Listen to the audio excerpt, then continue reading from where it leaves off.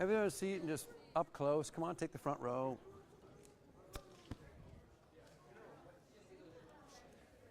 This is cool.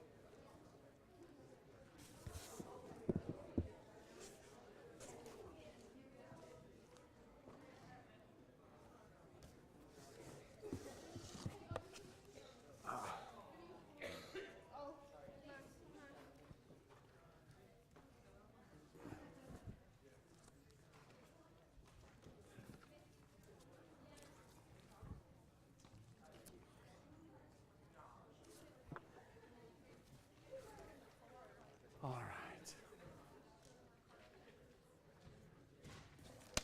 Yay.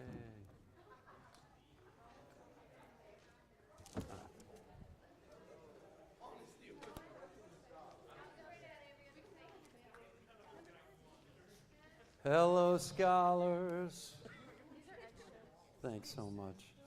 Everyone just needs one of these handouts and then a writing utensil. Does anyone need a writing utensil? I brought a few extras. There you go. Thank you. Well, I got like 7, so I think I just ran out.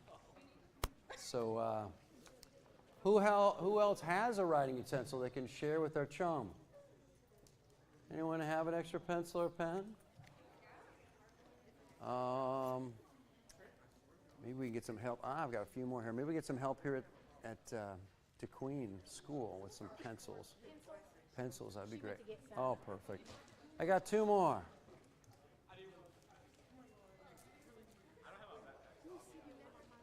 All right. And then while we're waiting, what you might do is just turn to the English on page 3 and just do the English on page 3. And then when you finish that, turn the page and do the math on page 4. And when you finish that, just do the reading on the next page. And when you're done with that, do the science on the final page. So you can use this time wisely, valuably. Where are you guys from? Say it one more time. DeQueen. DeQueen, you're from here. You just walked down the hallway. Thank you. So we just have one school here right now, just DeQueen. Anyone not from DeQueen? I'm not. Take it all back. I'm from Seattle.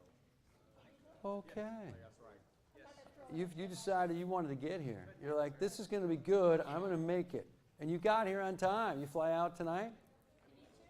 No, like, I live here. All right. Welcome. This is a joke. Welcome. Thanks, man. I've heard of people traveling a long way, but that's a little far. You moved from Seattle?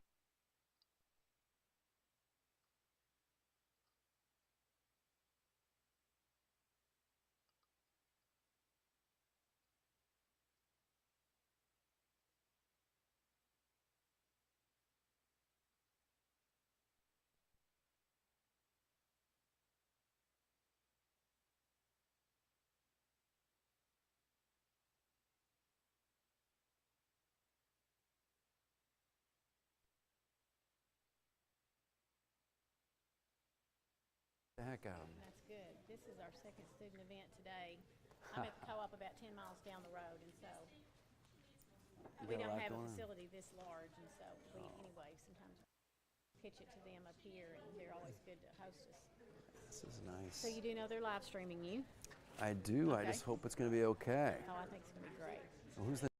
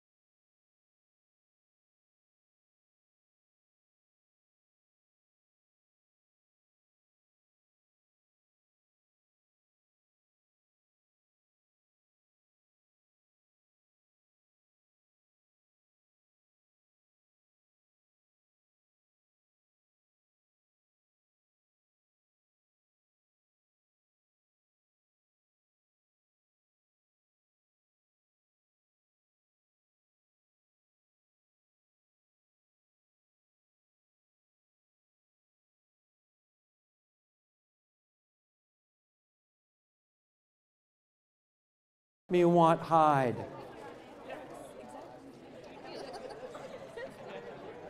Hey man, we'll tell him one thing, we'll do another.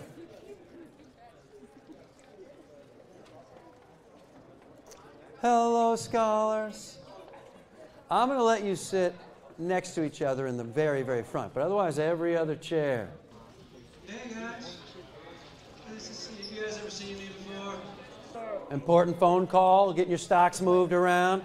I love it. Hey, everything out of pork bellies, let's put it into Euro currency. All right, can you pull it out? But pull out no earbuds today. Is that all right? I know it's asking. Woodstock. Were you there? Nice to see you, Plaid. Nice to see you, tie-dye. Okay. All righty. Hello. Thanks for putting up with these kids every day. Teachers. They're awesome. They're heroes. Front lines every day. Love it. Every other chair. Does everyone have a writing utensil and the handouts? If you need either, come on down. This is what the handout looks like. Everyone got one? All right, scholar. Do you have a writing utensil? Nice to see you. You been here like the whole time? You're just now going to get one? Man, I'm glad we did it before the end of class. Hello, scholar. Nice to see you. Yeah, have you guys seen me before? Have you taken my class? Come on up here. I'll take a photo. Get on here.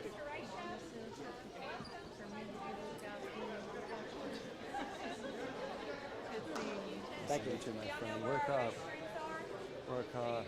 Come on up here. So glad to have you. I'm Miss Chandler, the high school principal. Oh. Let us know if you need something.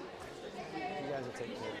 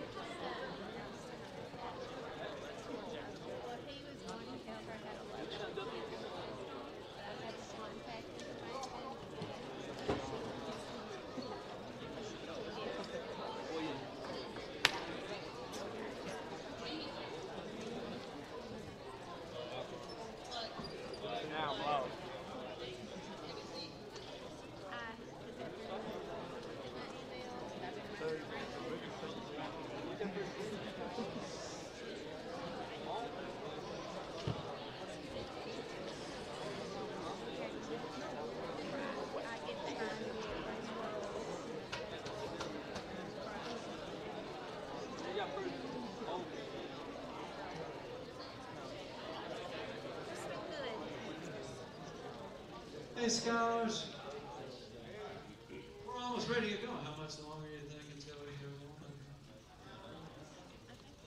It's one. Welcome to DeQueen High School. Thank you so much, Mr. Sanders and Ms. Gentry and everyone else that was part of bringing this event here today. Thank you to the television production team that's live streaming this out. So we are very, very happy to partner. I'm Dana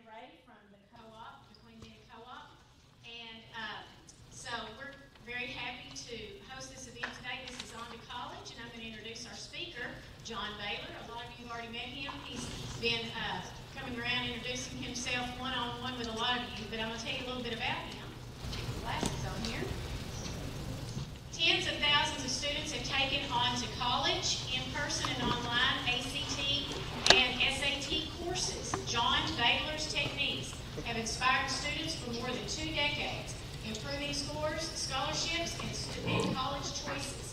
Used by more than 700 high schools in 27 states, On to College's online classes routinely increase and entire high school's ACT average score 1 to 3 points and SAT average scores 50 to 150 points.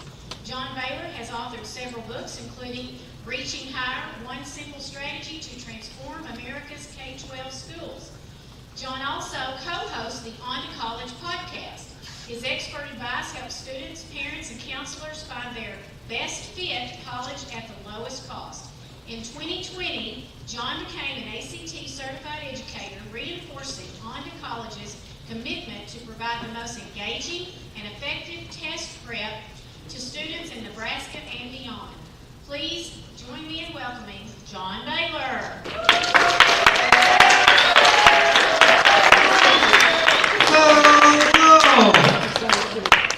That was very kind. Oh, can we go here, Budless? Is that even Thinkable scholar, I know I'm asking so much. Let's just go here, Budless. I love listening to books on tape, but let's not do that right now. All righty? Let's just hammer. Now, we get to be together for 2 hours. I'm kind of excited about that. And I thought if this time is going to be valuable, why don't we talk about you? We want your future to be as doggone bright as possible. Can we go every other chair? Is that okay? Every other chair? Is that thing? Well, come on, hunters. Hunters, you guys are in camouflage. I know you don't think we can see you, but I can see you. Come on now. All right, Scholar, right over there. All right, nice job. All righty. All righty, Scholars. Grab a chair. Nice job. Nice job. Okay. Man. I thought we'd talk about you because we want to make sure your future is bright as possible. One reason all these fabulous teachers are pouring themselves into you every doggone day is they want to make sure that when you're 20, 22, 23, 27, you're not stuck, you're not regretful, you're full of hope and optimism and opportunity. And that starts right now. We want to basically make sure that whatever's happening today and tomorrow and the next day is maximizing the likelihood that when you, I just broke my voice, when you, that's better, are like 26, you're living it. You're living a real, productive, self-sufficient existence. So, let me ask you, how many of you think you want to do that by starting by going into the military? How many of you think you want to go in the military right away? Okay, that's it? 4 of you? All right, how many of you think you want to go get certified in the trade? You want to be an electrician? You want to be a plumber? You want to be a welder? You want to be a pipe fitter? That's it? Wow. I mean, electricians often make more than architects and lawyers. That's a great pathway. Plumbers make really good livings. Number 3, how many of you think want to go into a 2-year college? A 2-year college after high school. I don't blame that there's such a small number. I think there's a lot of uncertainty, a lot of unknown about 2-year colleges. Let me try to put it this way. If you were to go to a 2-year college after high school, typically you would basically double your hourly wage. You see, by getting a 2-year degree, more on this in a second, but bottom line is you're suddenly into the medical profession, like an x-ray technician, for example. Or you're suddenly into the construction industry as a carpenter, for example. Or you're into the energy industry as like basically a manager at an ethanol plant, for example.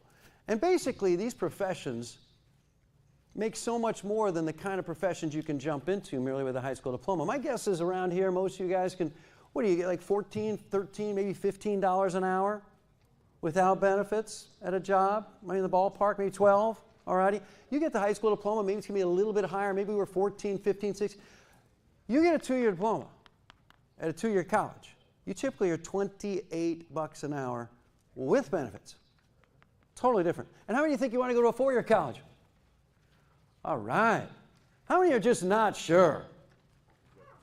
Well, basically what we do, and I'm the founder of On to College, you just heard all that. I started this business because I want to help 17-year-olds and 16-year-olds and 18-year-olds catch some dreams.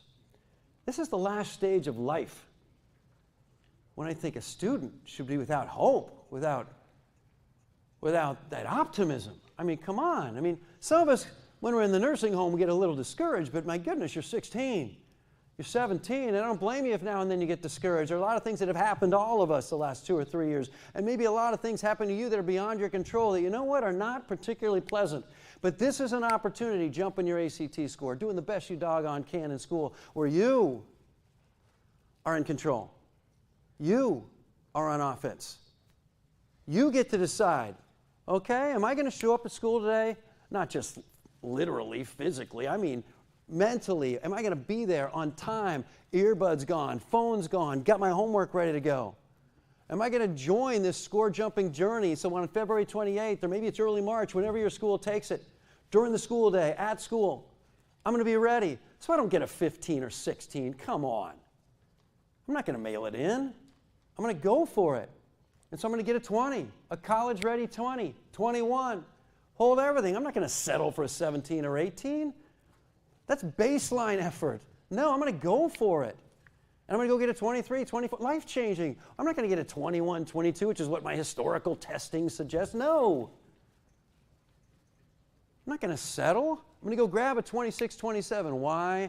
Because it'll dramatically improve the likelihood of one of those 4 destinations I just told you about. And those are life-changing. Let me walk you through this. This is a question that I think afflicts a lot of students. Why shouldn't I just graduate high school and just get a job? What's the big issue? Well, by definition, if that's your choice, and a lot of people make that choice, you're going to, by definition, have fewer skills than the kid sitting next to you who's going to go get that 2-year degree, going to go get certified as an auto mechanic, going to go start and finish a 4-year degree. By definition. All right? And why is that such a big deal? You see, the world is so much more competitive now than it was when your parents were your age. You see, there are 2 big reasons why. You see, when your parents were your age, they didn't face robots for gainful employment. Robots, artificial intelligence, they're competing against us now for real jobs. There's something else, too. There are billions of workers globally that are low cost, that don't cost very much. You see, I think one reason all these teachers pour themselves into you is they want to make sure when you're 23, 25, 26, 29, and beyond, that no employer ever is going to automate your job and say goodbye to you. No employer is going to say, I'm going to get a robot to do this and say goodbye to you. No employer is going to say, you know what, I'm going to hire someone from Malaysia to take over this whole group of people, say goodbye to all of you. Why? Because they cost 1/5 as much per hour. Don't get scared, but just get aware. That's the world you're entering now, and get prepared. In the old days, high school was all you needed. But to get real skills and knowledge now, here are the 4 destinations. It's not that complicated. You can go enlist in the military. They'll give you great skills. You can go get certified as a pipe fitter. You can start and finish a 2-year college. You can start and finish a 4-year college. Is your life going to be perfect? No. But are you going to have a huge competitive advantage over the 50% of us who are adults who merely have high school diplomas? Yes, a huge advantage. And that advantage means more than ever when we're not just competing against fellow Homo sapiens anymore. That's so yesterday. That was so 1990s. You're competing against billions of low-cost global workers, and you're competing against robots. So just go for it. Now, how do you make sure that one of these destinations is going to be possible? Well, let's start with the trades and the military. And one thing I've learned, and at least heard from many teachers, is that, you know what, the moment a student realizes, hey, I want to go into the military, or hey, I want to go be an auto mechanic, that sometimes they de-emphasize school. Sometimes they think school is not as big a deal, and they try a little less. I hope that's not you. I hope that's not an issue at your school. But just in case it is, I want to make sure you understand why school matters as much for you, and why joining this score-jumping journey, doing the best you can on the ACT, is a big deal as well. And here are the reasons. One is math skills. Basic math is central to construction work. Basic math is central to electrical work. Basic high school math. We're going to make sure we cover that when we prepare you for the ACT. Secondly is communication skills. This is a big one. No matter what future profession you choose, I think you want to be as effective a communicator as you can. We're going to cover all grammar in this course. I'm going to, if I had a little more time, I'd go do it all right now live for you. And the reason I can give it all to you live is that I speak kind of quickly, and we've made it as simple as doggone possible, and I can cover all the grammar in about 7 hours. No, I can do it in about 1. That's it. And grammar is kind of the foundation of good communication. And then number 3 is you're going to have future work-related diagnostic tests. Everything we do here preparing you for the ACT is going to be applicable on future work-related diagnostic tests. And for those of you who are interested in the military, you're going to have to take a diagnostic test called the ASVAB. It's a little easier than the ACT. You hammer the ACT, you're going to crush the ASVAB. And rather than starting wherever the military tells you to, you get to start much higher. And then here's the big one. If you want to go into the military, why not let the military pay for you to go to college for free? So you get to go to like Southern Arkansas, or you get to go to Little Rock, or you get to go to Fayetteville, and it's paid for. And when you exit college with a 4-year college degree, you enter the military as an officer, not enlisted, an officer. Totally different pay grade, totally different experience. Same employer, the U.S. military, the Marines, the Army, whatever, same employer, totally different experience. Well, how do you make the ROTC happen? Typically like a 23 or higher. Oh, you got a 17 on the ACT? I mean, you probably just have to go right out of high school if you're fortunate enough to be able to get in. This is for all of us. Those in the trades, those in the military. What about those of us who want to get a 2-year degree? Well, here are some of those 2-year degrees I was talking about. Typically right around $28 an hour with benefits starting. And you can kind of do it wherever you want. These kind of jobs are in huge demand all over the country. 2 years. And you're going to school like 12, 15 hours a week. You can still live at home, commute, and they accommodate your schedule, have like nearly a full-time job. These things can be very affordable. And then about a 4-year degree, if you want to enter any of these professions and so many more, typically they require a 4-year degree. You want to be an accountant? Got to get a 4-year college degree. You ever want to be a teacher? You got to get a 4-year college degree. You ever want to be in a management track for a corporation? Typically, not always, they want to see a college degree. Go for it. Well, you're thinking, hold on. 2- and 4-year college is too pricey. And Mr. Baylor, we don't have anyone in our family that knows a lot about 2- and 4-year colleges. And I don't really know a lot of people that can be role models for me, can show me how it's done. Well, let's just take care of that right now. Because you've got this opportunity right in front of you, and here's how you make it happen. Why would you want to do the absolute best you can on the ACT if either of these destinations is a possibility for you? Or one reason is this. Does anyone know what a remedial class is? Anyone have an idea what a remedial class is? Well, if you were to go to a 2-year college, half of the kids basically are taking remedial classes. You have to take at least one remedial class. And if you go to a 4-year college, typically 1 out of 5 are taking a remedial class. And these are high school do-over classes. You get 0 college credit and you're paying money. Not fun. When you go to college, we want you to be able to go to college, not just high school do-over at a different location. So how do you avoid remedial classes? Well, I don't know of any 2-year college that's going to make you retake high school algebra if you just get a 22 on the math section of the ACT. I don't know of any 2-year college that's going to make you retake high school English if you just get a 20, 21 on the English section of the ACT. This is a big one that most people don't realize. This will allow you, by doing the best you can on the ACT, when you arrive at college, to actually take college classes. How about that? So a 2-year degree actually takes 2 years, and a 4-year degree actually takes 4 rather than longer. But this is the big one. Money. That's why you're here. You want to use me for cash. You're not alone. You want to find out, okay, what's in it financially? What is the financial benefit if I take my 19 and make it a 24? Here we go. These are actual 4-year Arkansas colleges. You don't need to take a photo of this because each of you has access, at no cost to you, to our score jumping engine onto college.com. And when you get in there, and I'll show you in a second how, just click on college counseling, then click on the map, the state of Arkansas, and you'll see this. And this is what your future roommates at Southern Arkansas, at Fort Smith, at Pine Bluff, at Fayetteville are going to be paying. $7 grand a year, $8 grand a year tuition. No wonder so many of us think that college is too expensive. But hold on. This is your ACT score climbing. From a 20 to a 21 to a 22 to a 23. With just a 20, look at those prices drop. I was just at Southern Arkansas yesterday in Magnolia. Just a 20 drops it by $2,000, a 21 by another grand, a 24 by another grand. And hey, you get a 27, it's basically free. If you go for the 24, some of these are free tuition, and you go to a 27, more free, you go to a 30, it's totally free. I like free. Free is fun. How many of you have siblings? All righty. I remember when my parents said, we love you all the same. That didn't make me happy. I wanted to be the favorite child.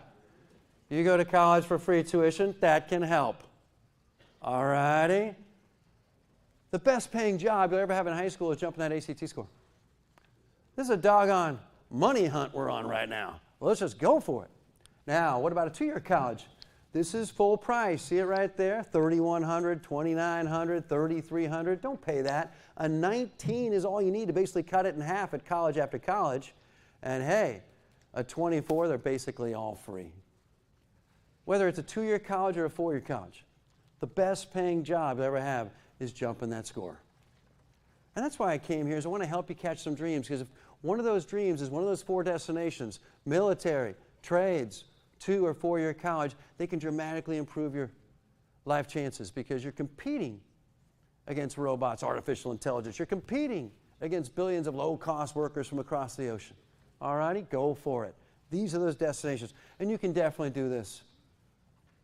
If you don't have members of your family who are fully aware of how to do it, get into your counseling office right away. But just trust me, you just take care of two things: grades and scores, grades and scores, grades and scores. And then you got to apply to a bunch of colleges. But the students sitting in this room right now and watching on virtually, I promise you, you are exactly the kind of kids that colleges want right now. You're exactly the kind of kids they desperately want. Oh, you got a 15, 16, they want you, but it's not going to help. Oh, you made it a college-ready 23? Hello. And what I've been talking about is how test day is payday. When you take this test in late February or early March, huge opportunity. If you mail it in today and the rest of this month, huge missed opportunity, and especially for those of you who qualify for this second pool of money. Let me be very clear. I have to this point been talking about one type of money. It's called merit-based aid. It's real simple. It's based on your grades and your score. Your grades and your score. And that score is just your highest score you ever get. No matter how many times you take the ACT, they'll just take your highest score. Grades and scores. Grades, that's merit-based aid. There's another type of aid that many of us qualify for. I certainly did when I was your age. It's called need-based aid. It's for those of us who come from families that typically make less than 95 grand a year. So if you got two hardworking parents and they're making 80 grand a year, you're a potential gold mine. You got a single mom working super hard, single dad working super hard, making 60, 65 grand a year. You're a potential gold mine. You don't just qualify for this first bucket of money, you get the whole second bucket, the second pool of money. Oh, hold everything. You got a 2.6 GPA, you're eligible. They're not going to give you much, if any. Oh, hold on, you just mailed it in during the score jumping journey. You got a 16 on the ACT. You could have done that with taking it with your offhand and with a pirate. I mean, you're not going to get any. I don't know how to say this more clearly, but if you come from a family that's eligible for need-based aid, basically if you come from a family that's eligible for free and reduced lunch, you are eligible for the second pile of dough. And if you're not going for it at school, doing the best you can, getting there every day, homework ready, on time, shushing the kids who are disrupting, doing the absolute best you can. If you're not going to join me on this score jumping journey, I mean, you are involved in some pretty serious self-sabotage. Because you knock out a college ready by 24, 25 on the ACT, and you're eligible for need-based aid, they don't just give you that grid I showed you, where they just give you that discount, those scholarships for that 24. They're going to start looking at much more, like, oh, housing costs, let's help you with that. Oh, food costs, let's help you with that. Go for it. And how many of you are juniors? How many of you are not juniors? These are our only two options. I don't usually work with seniors because it's kind of late. Senior fall, it's not too late. Senior spring, it's kind of too late. The hay's in the barn. I want to show you how this game is played. You already know the consequences of the game. I want to make sure you know it's being played and play it, and then I want you to win it. So that's why I came today, all righty? So what I suggest is this, and let's all grab our curriculum here if we could. And over on the right side it says, when should I take the ACT? Right on the front page, when should I take the ACT? And everyone got a writing utensil? And everyone please circle where it says February. Junior year, circle February. And I don't want you to stop in February. Colleges don't just look at February.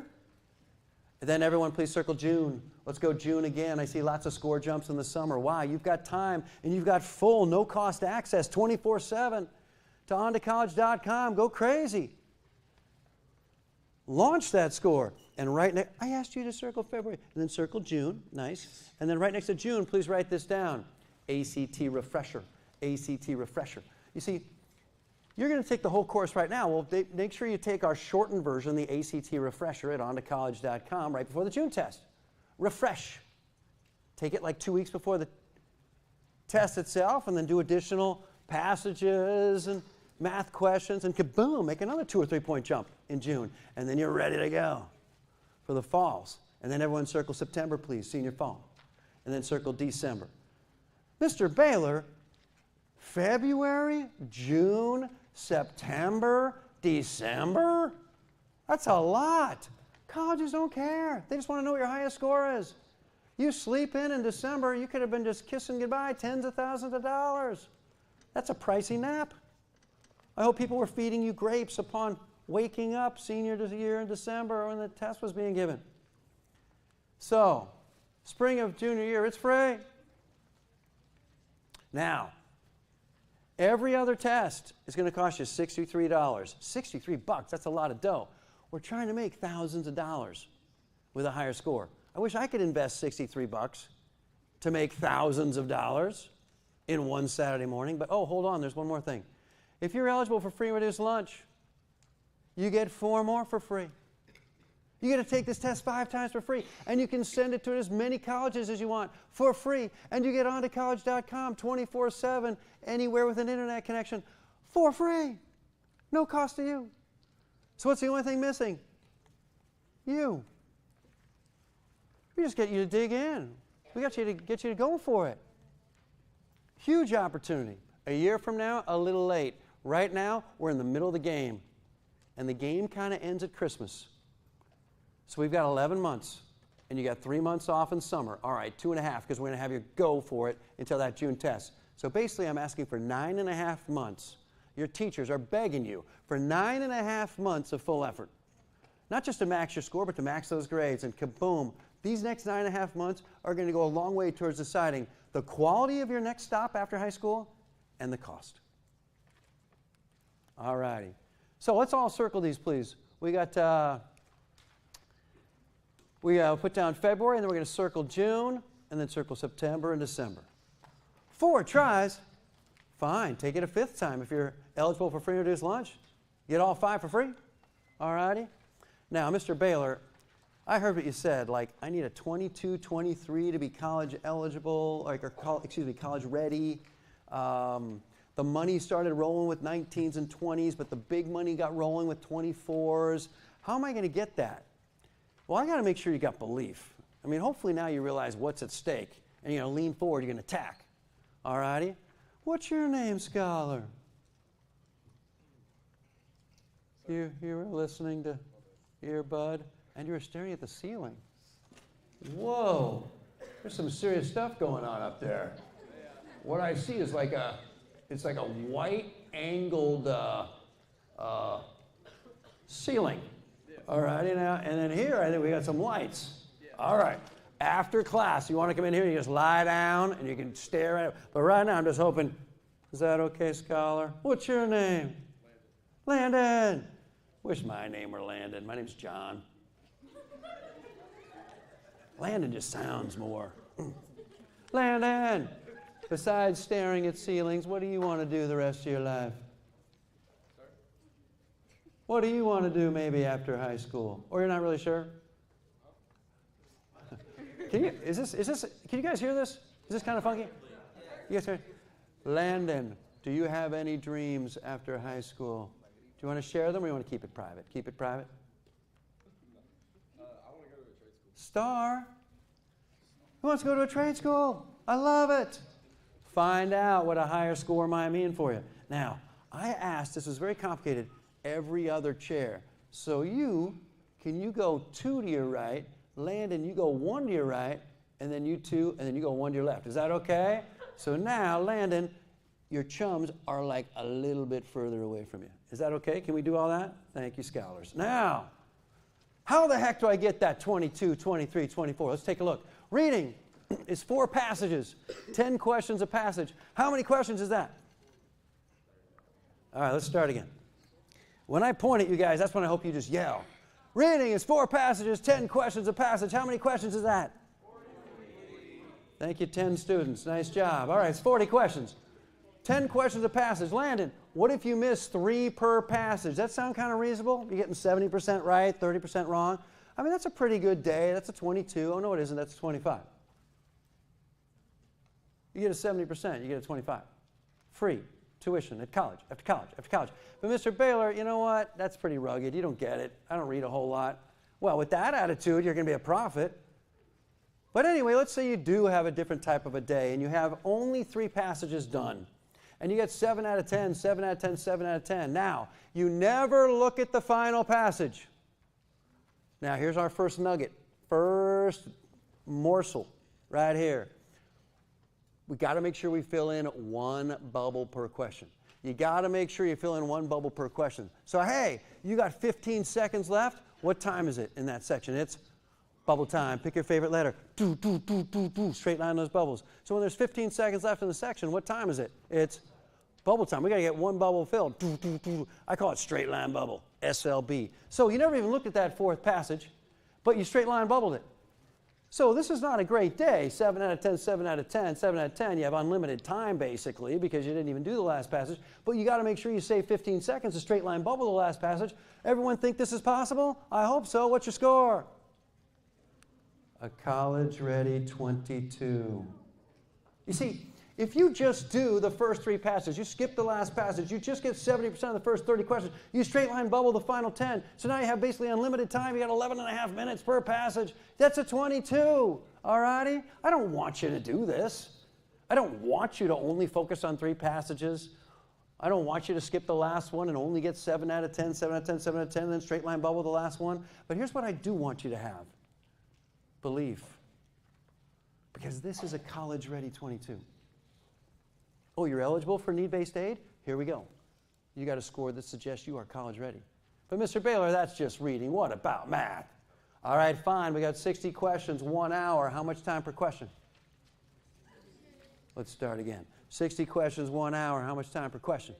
1 minute. Thank you.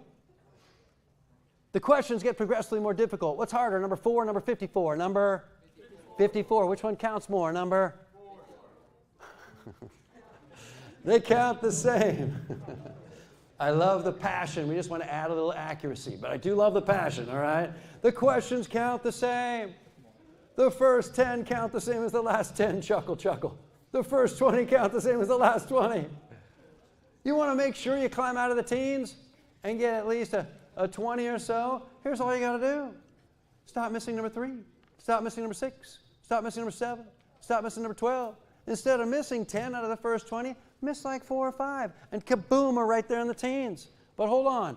What if you only did the first 50 and you only got 2/3 of them right? I mean, I don't think a lot of us go home and go, hey, I got a 66 percentile. Oh, honey, we're so proud. Let's go celebrate. It doesn't happen very often. That's all I'm asking is 66 percentile in the first 50. You never even looked at the toughest 10. Now you got a straight line bubble them, right? What's your score? No guesses? You guys are not fun game players. 23, let's take a look. 24. But hold on, Mr. Baylor. What if I only do the first 40? I don't want this. I just want everyone in this room to stop that negative self-talk. You know what it is. Got to be perfect. I'm not perfect. You're fine. You're fine. Oh, you're not trying? I don't think you're fine. You are trying? You're fine. You're great when you try. You don't need to be perfect to get a really nice score, because if you do the first 40 and that's it, And then what do you got to do in the last 20? You got to SLB, straight line bubble those. It's bubble time. And you only get 2/3 of the first 40 right. What's your score? 22. A college-ready 22. Basically, this is the same thing as getting half of them right. Can we once and for all say goodbye to the 16s? Once and for all say goodbye to the 17s? I get so ticked off when I hear people say, oh, the ACT score, that's a reflection of ability. No, it isn't. It's a reflection of effort. You get a 15, 16 in science, you mailed it in. Because science is like a foreign language. It's not science, it's data interpretation, and very few of us have any background in charts, tables, and graphs. You just practice it, you just start learning this foreign language, and you're going to get good at it. 15, 16, test day, you're like, what's going on? I don't get it, because it's different than the science you're accustomed to. You get a 15, 16 in math, with very few exceptions, you probably mailed it in. Because it's a lot of it's middle school math, math asked in a unique way. If you didn't prepare, you don't realize this is basic math. It's just asked in the ACT way. So you have no background in it. You're like, you're taking more time, you're getting a little more panicky, and just go. I've been doing this a long time. There are exceptions. There are very rarely kids that try really hard and they get 17s and 18s. But boy, when I see 16s and lower, I'm like, okay, did not try. Go for it. You'd be amazed. You do not have to be perfect, because if you just get half of them right, it's a 22. And that's a college-eligible score. Now, we know why it's so important.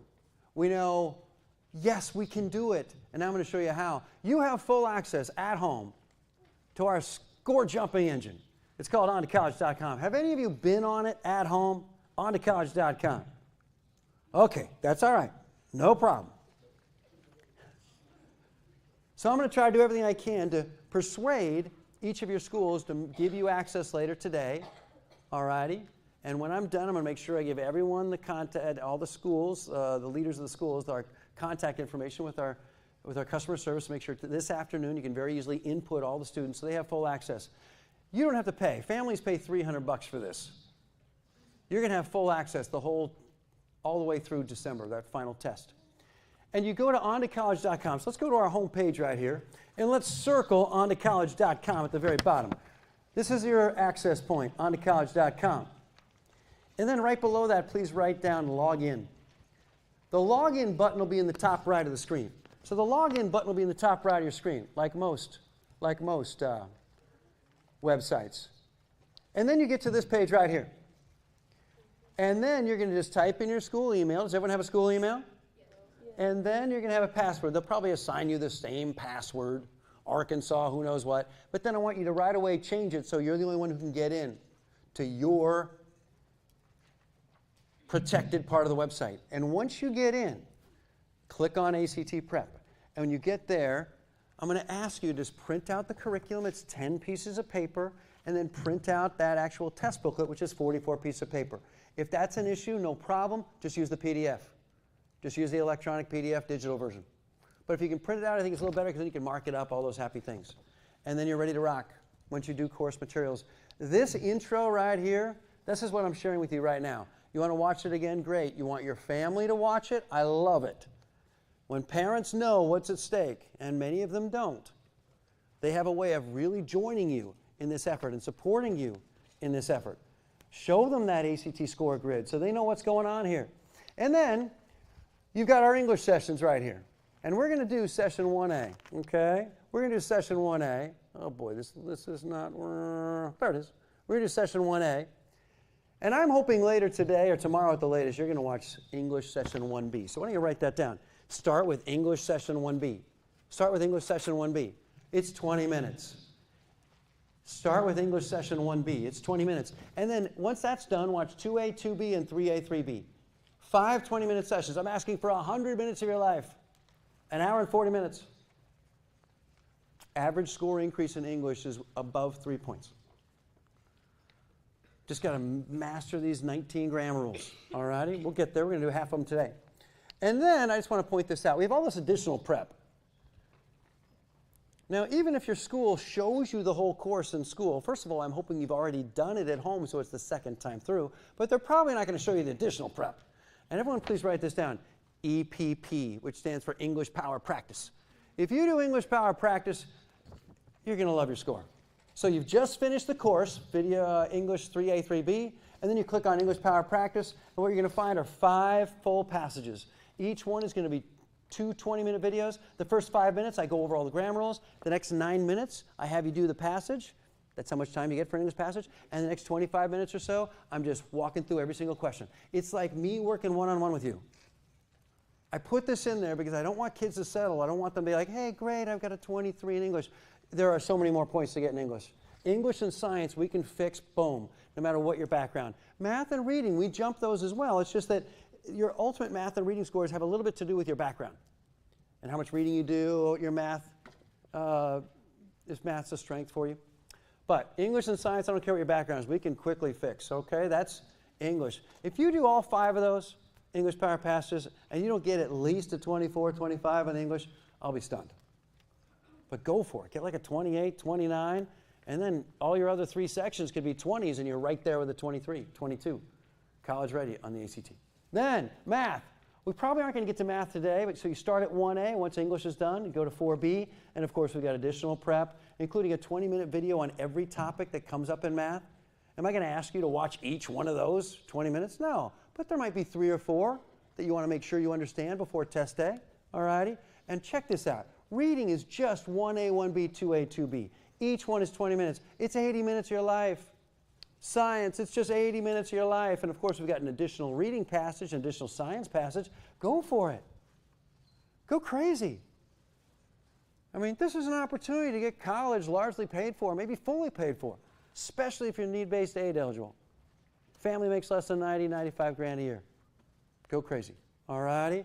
And then, if you want, you can click on the college counseling system, and then you see that grid I showed you earlier. So, and you can print this out, put it on your bedroom wall, and at a glance, you can see, hey, what would another 2 points mean at Southern Arkansas? What would another 2 points mean at Little Rock? What's another 2 points at my local community college? And that'll help motivate you to prepare again for September, prepare again for December, and it's all available for you at ontocollege.com. Getting fired up? I wish I could change my life on February 28th. All righty. Here we go, scholars. How are we doing over here? Horatio, we okay? A lot of your buddies moved far away from you. What was that all about? Champion, why did you leave? You're concerned about my personal hygiene? You wouldn't be alone. All righty. Is it okay if I call you Blue by your clothing? All righty. Blue, you're wearing a blue shirt. All righty. That's all right. Here we go, team. You got 4 sections on the ACT. We're about to get started. English, math, reading, and science. All right, all multiple choice, scoring 1 to 36. Everyone circle that big old horizontal rectangle. Circle that rectangle. This is big. Always fill in 1 bubble for each question. Always fill in 1 bubble for each. Always fill in 1 bubble for each question. Even those of you who are not going to try, at least when you take it on February 28th, make sure that you got 1 bubble filled per question. Oh no, we got a sleeper. Help! We got 2 sleepers. I told you not to sit back here. You wouldn't listen. You don't even have your materials. Oh my, it's a nightmare. Okay. I tried. I tried. No. How you doing, Scholar? Jonathan. How'd you know that? I'm guessing. Now. I brought a few T-shirts with me. I got a couple kids who aren't going to be wearing one. Now, where was I? How do I make sure I got 1 bubble filled per question? Hey, when there's 15 minutes left in the section, what time is it? Bubble time. Pick your favorite letter. Do, straight line those bubbles. And I get asked all the time. Oh no, come back, Scholar. I get asked all the time, which letter should I guess? A is an attaboy. B is in be great. C is in clearly we're scoring higher. D is in do it. Just choose your favorite one and just go do, straight line bubble it. All righty. Now, we've already been through this. Everyone circled February. I had you circle June. Then circle September and December. Prepare hard every doggone time. Don't mail it in the fall. Colleges will look at December scores senior year for scholarships. I was hoping you guys would focus. Come on now, talkers. Then, if you're going to take the paper version of the test, be sure to mark it all up. Be sure to mark it all up. Slash answers. Mark up those charts in science. But if you take the online version of the course, please watch the 10-minute video that shows how you take our strategies and apply them online. It's pretty basic. Now, you guys ready? Here we go. Let's turn the page. We're going to hammer the grammar. I don't know if I've seen a single student who's deserving of a t-shirt. Am I misrepresenting you guys? I think I've seen one. I've got one right here. There you go, scholar. Working hard. Okay. I know I pick out the hardest workers.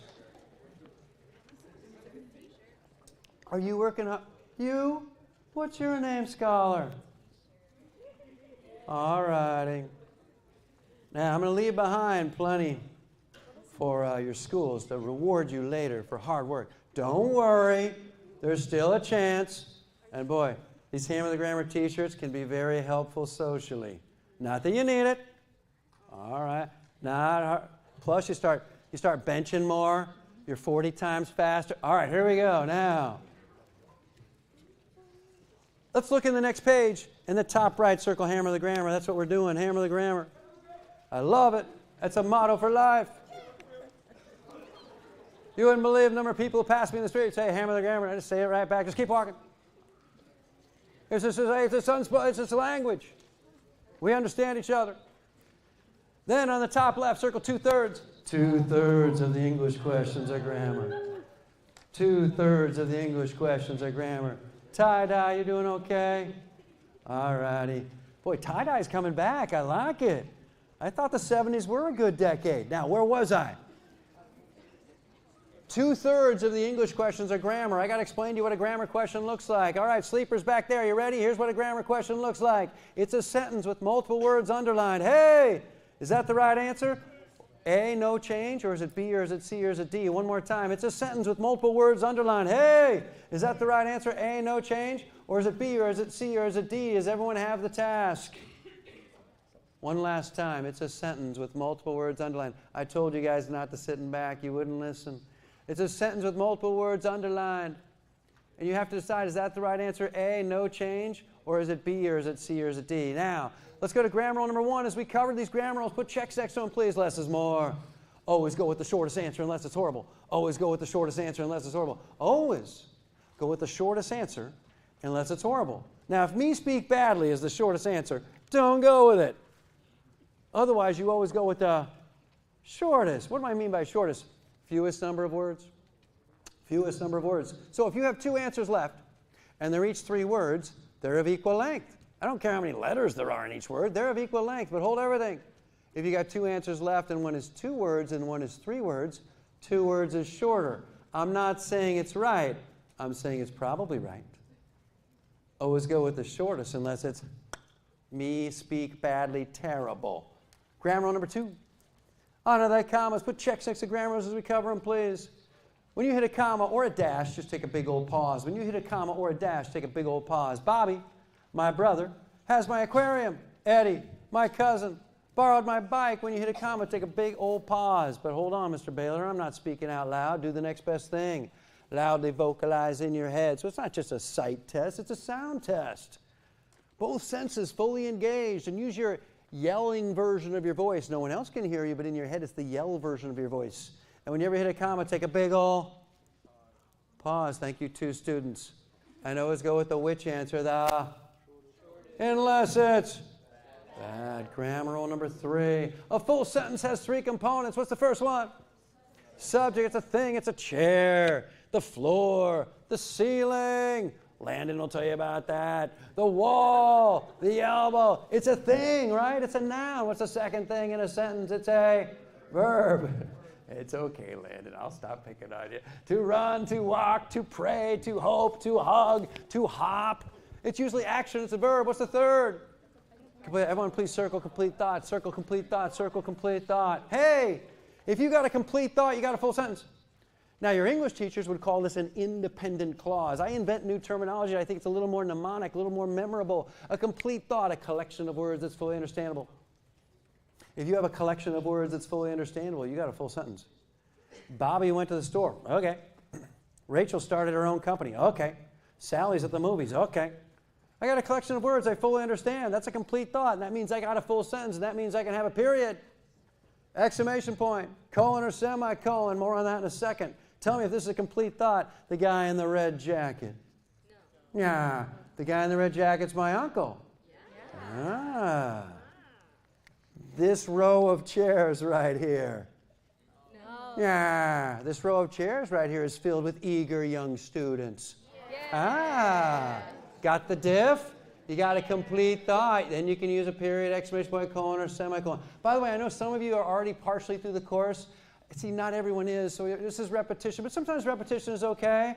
My kids are like, yeah, Dad, we've heard that joke. And I'm like, hey, repetition's okay. And then they say, we've heard that too. I'm like, that's... All right, now where was I? Grammar rule number 6. Apostrophes. I got a couple easy grammar rules right here for you. Apostrophes show ownership, right? Thank you. I like guttural sounds. All righty. One owner, apostrophe S. Two or more owners, S apostrophe. One more time. One owner, apostrophe S. One boy's dream, apostrophe S. One girl's microscopes. Two or more owners, S apostrophe. Two boys' dream.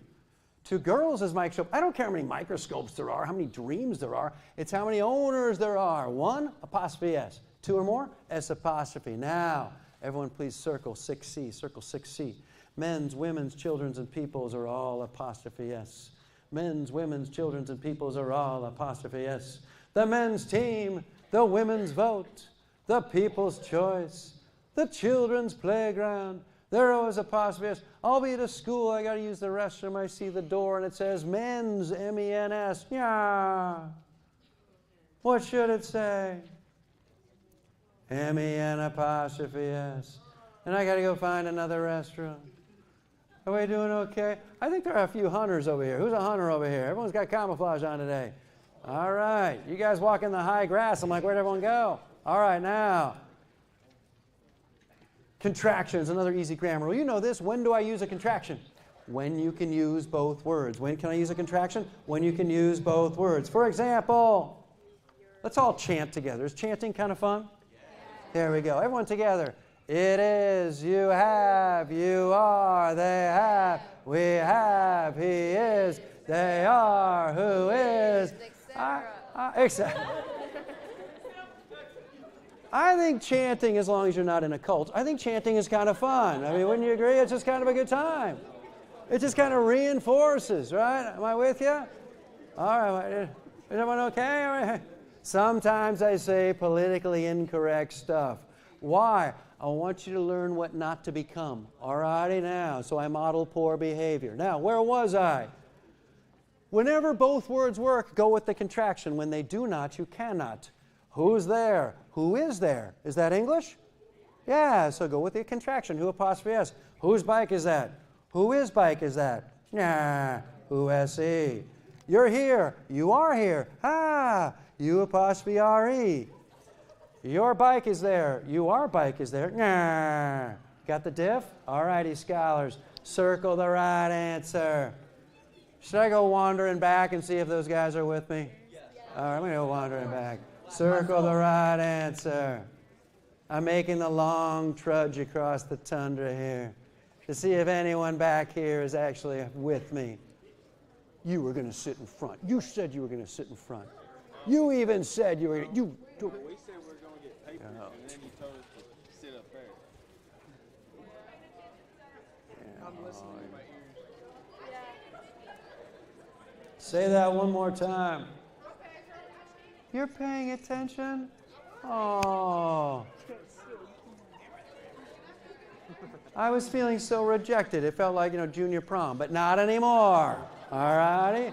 Now they say they're with me, okay? Now, there is the guy who is effort should lead to many scholars. Is that okay? They don't even know what I'm talking about. There is the guy who is effort. Is that English? No. So what's the right answer? Who has see? Here we go. I have heard that it is good. Is that English? Yes. So use the contraction to do you are homework. Yeah. So don't use the contraction. All right, grammar rule number 8. Everyone put stars next to these 4 grammar rules. These are the big 4. This is where the money is. Grammar rule number 1, less is more. Go with the shortest and less is horrible. Grammar rule 5, I'm not going to be able to get to that one. Grammar rule 5 is the secret sauce. It's all right there in session 1B, as in be sure to do it later today. 1B, as in be sure to do it later today. Grammar rule 5 is your secret sauce. You will never again guess on a grammar question. You will never again guess on a grammar question. That's all grammar number 5. Here are 2 more. Grammar rule 8 and 10. We're going to do 8 right now. So 1, 5, 8, and 10. 1, 5, 8, and 10. Those are the big 4. I'd put stars next to those. Don't worry about saving lead. Save water. Don't worry about saving lead. Let's just use the tip pencils. Let's go. Grammar rule 8. What's a semicolon? A semicolon is the same thing as comma and. When you see a semicolon, please treat it like comma and. So take your big old pause like we always do with commas, and then insert the word and only then keep reading. One more time. A semicolon is the same thing as comma and. So take your big old pause, say the word and then keep reading. But this is even more important. Circle it. It's surrounded by 2 complete thoughts. Surrounded by 2 complete thoughts. Whoa! Is that true? Yeah. A semicolon has to have a complete thought or what could be a standalone full sentence in front of it. And another complete thought or what could be a standalone full sentence after it. This is the most exercise I've had all day. I'm going to do it again. To have a semicolon, you got to have a complete thought or what could be a standalone full sentence in front of it.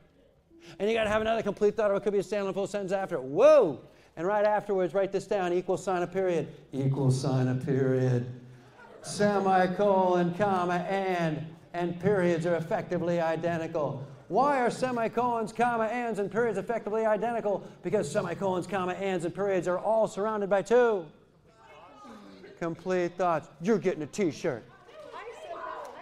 Come on down here. You too. Come on down here. Bring your stuff because you're not going back. You're not going back. Bring your stuff. You are not rejoining that group. All righty, now. You guys are fine people. You're just poorly located. Now, you got to have 2 complete thoughts around a period, of course. 2 full sentences. You got to have 2 complete thoughts around a semicolon and a comma and. Now, what's a colon? A colon means I'm about to have 1 or more examples. A colon means I'm about to have 1 or more examples. Hey, I love ice cream. Colon. Pistachio is my favorite flavor. I know what that guy's after. Colon. Money. I know what that guy's after. Colon. Money and power. You see, a colon is just announcing to your reader, hey, I'm about to have 1 or more examples of what I was just talking about in the sentence. Hey, here's a colon. I'm about to have 1 or more examples of what I was just talking about in the sentence. Got it? But what comes in front of a colon? Please circle this. This is major. You got to have a complete thought in front of a colon. You must have a complete thought in front of a colon. There must be a complete thought in front of a colon. All righty, back area. You guys tell me if this is okay. First of all, what do you need in front of a colon? So tell me if this is okay then. My 2 brothers, colon. Eddie and Bobby are my best friends. Is that okay? No, it isn't. Why? Because my 2 brothers is not a complete thought. Now, we all want things, but we got to earn them. All righty now. Tell me if this is okay. Why am I such a jerk? Ever since the nursing home, I've been such a jerk. There you go, scholar. Now, I used to be nice. Then I left the nursing home. All right, where was I? What do you need in front of a colon? You got to have a complete thought. Hey, this chair right here, colon, this is where I sit every day. Is that okay? This chair right here, is that a complete thought? Nah. This chair right here is very comfortable, colon. This is where I sit every day. Got the diff? Let's try one more. This group right here. The gorgeous ceiling, colon. That's where I stare every class. No, the gorgeous ceiling is where I stare every class, colon. And then, all righty.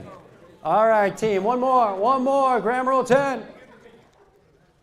Landon is going to slash my tires. All right, now, where was I? Did 8 eat 9? Don't do it, Landon. We're friends. We're all mammals here. Most of us are right-handed. All right, here we go. Grammar rule 10. This is the other big one I'm going to give you today. Why am I focusing on English and then science? Because you can do reading in 1A, 1B, 2A, 2B in like 80 mins. I'm going to give you a flavor of it today. And furthermore, math is a bigger, deeper topic. I want you to do all the math. So I'm just going to give you a flavor of that. But we're going to focus on English and science. I only get you live for so long. I want to max this time. I want to make sure we get the biggest ROI, the biggest return on our time. But I need you to reciprocate. And I got like 95+% of the kids focused. You guys just keep this passion I won't be with you after 3 o'clock or so. Somehow figure out how to keep this passion. But I'll be doing everything I can online, ontocollege.com, like figuratively jumping through the screen, trying to just stay involved. Why? It can be life-changing. I love dream catching. Go catch some dreams. All right, now, here we go. How can I take 2 complete thoughts, 2 full sentences, and smash them into one? Now, hold on. If you have 2 complete thoughts, 2 what could be standalone full sentences, you normally have a period in the middle. Am I right? Normally, if you got 2 complete thoughts, you normally have a period in the middle. However, if you want to jam those 2 complete thoughts into the same sentence, you may. But you may not just have an and in the middle. You may not just have a comma in the middle. You got to have both or a... Let's try that again. When you have 2 complete thoughts, normally you have a period in the middle. 2 separate sentences. However, if you want to take those 2 complete thoughts and jam them together into the same sentence, you may, but you may not just have an and in the middle. You may not just have a comma in the middle. You got to have both or a semicolon. Let's take a look. Everyone circle the he. Circle the he. He is a pronoun. Like she and we and they and us. It's a pronoun. And sometimes when we're trying to judge a collection of words and we're trying to decide, is that a complete thought or not? If there's a pronoun, we're like, oh, I don't know who she is, so it's not a complete thought. Pretend that when you're judging a collection of words, is it a full sentence? Could it be a full sentence? Is it a complete thought? That if there's a pronoun, you know whom you're talking about. So in this case, you know it's Ed. Here we go. Ed went to the store and he bought some gum. Ed went to the store. Is that a full sentence? Yes. He bought some gum. Do you understand what I just said? Yes. If I said, Ed bought some gum, do you understand what I just said? Yes. Is that a complete thought? Yes. I have 2 complete thoughts. Can they go together in the same sentence? Yes. Can I just have an and in the middle? Can I just have a comma in the middle? I got to have both or a semicolon. One more brand new sentence. Everyone look up here. Ed went to the store and bought some gum. Ed went to the store. Complete thought? Yeah. Bought some gum. No. So just an and in the middle. Just an and. All righty, team. Everyone look up here and just yell. Always go with the which answer, the? Unless it's horrible. If I hit a comma, I take a big ol' pause. Remember, loudly vocalizing in my head. If there's one owner, where's the apostrophe? Before the S or after the S? Before the S. What about 2 or more owners? It's going to be after. What about men's, women's, children's, and people's? It's going to be before the S. Hey, can you have 2 complete thoughts in the same sentence? No. Yes. But you cannot just have a what between them. You cannot just have a and. You cannot just have a comma. You got to have both or a semicolon. What comes in front of a colon? What comes in front of a colon? What follows a colon? 1 or more. Egg, egg, examples. What comes in front of a colon? A complete thought. What follows a colon? 1 or more. Examples. What's a semicolon? Same thing as comma and or period. What's it surrounded by? 2 complete thoughts. Here we go. Everyone turn the page. Everyone circle. Does birth order make a difference? You always read the title of the passage. You always read the title of the passage. Why? Remember, 1/3 of the questions are content. Now you know what the content is. What do you think the content of this passage is going to be? Does birth order make a difference? Just read it. That can help you with early content questions. And right next to that, please write this down, 9 minutes. You get 9 minutes of passage. Whoa, Mr. Baylor, 9 minutes to do a whole passage and 15 questions? Sounds like a lot. Once you master the 19 gram rules, and I've already given you about 8 or 9 of them, and 3 of the big ones, you just get in this rhythm, you get in this cadence, you just start hammering. Very few of our students, like 5% of our students, have issues with time. If you do, it's okay. But I don't want you to just bubble time at the end of English. If you've got like 9 questions left and 90 seconds left, what answers do I want you to bubble? The shortest, shortest, shortest, shortest, shortest. So in English, do not wait until 15 seconds to go. If you're about out of time, like 2 minutes left, and you've got a whole passage to go, what do I want you to do? Bubble the shortest, shortest, shortest, shortest. Now, quick aside. 1/3 of the questions, about 5 out of 15 questions each passage, are going to be content. I'll show you what a content question looks like, champion. All righty? Should you worry about grammar on a content question? No, they're all grammatically fine. Don't worry about less is more. Don't worry about the grammar on content. So that whole shortest, that only applies to grammar. How do I tell the difference? Hang in there. I'll be right with you. All right. I'm going to read out loud. Now, if I were taking this test, everything I'm saying out loud is exactly how I'd say it in my head. Listen how I handle the commas and dashes, the big old pauses. Listen to the tone of my voice. You're thinking, well, you're just Speaking out loud, so you're speaking loudly. No. I'd use this same presentation version of my voice in my head if I were taking the test. Here we go. If you have ever played Monopoly or have experienced the buying or selling of a home, you know the golden words of real estate. Location, location, location. Now, that was awfully long. I'm a little confused. I'm going to read it again. But before I do, I want to talk about something. As you can see, there are 4 answer choices to a question in English, and the same with reading and science. You got 4 answers. There are 5 answers in math per question. One of those answers is correct. I call it the super winner. 2 are wackos. I call those super losers. And then 1 usually is kind of tempting. It's kind of close.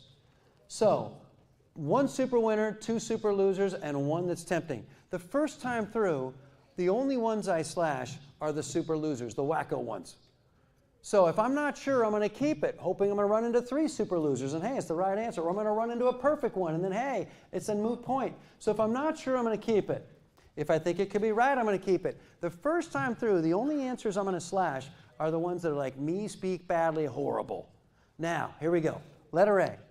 If you have ever played Monopoly or have experienced the buying or selling of a home, you know the golden words of real estate. Location, location, location. Is that horrible enough to slash, or do you want to keep it? 0 participation.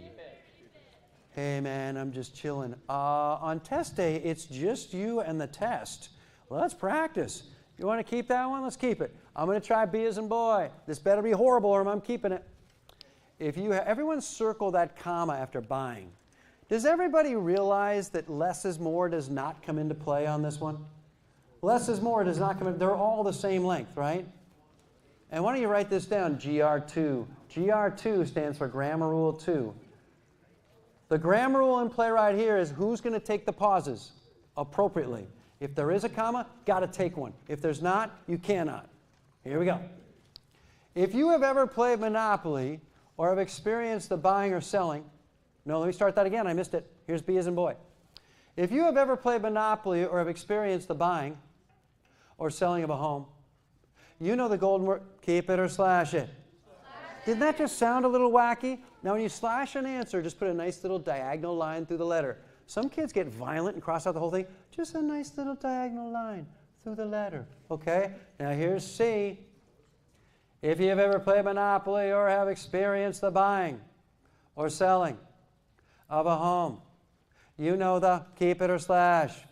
Slash. It's A or D. No partial credit. Nobody talk. 15 seconds, go.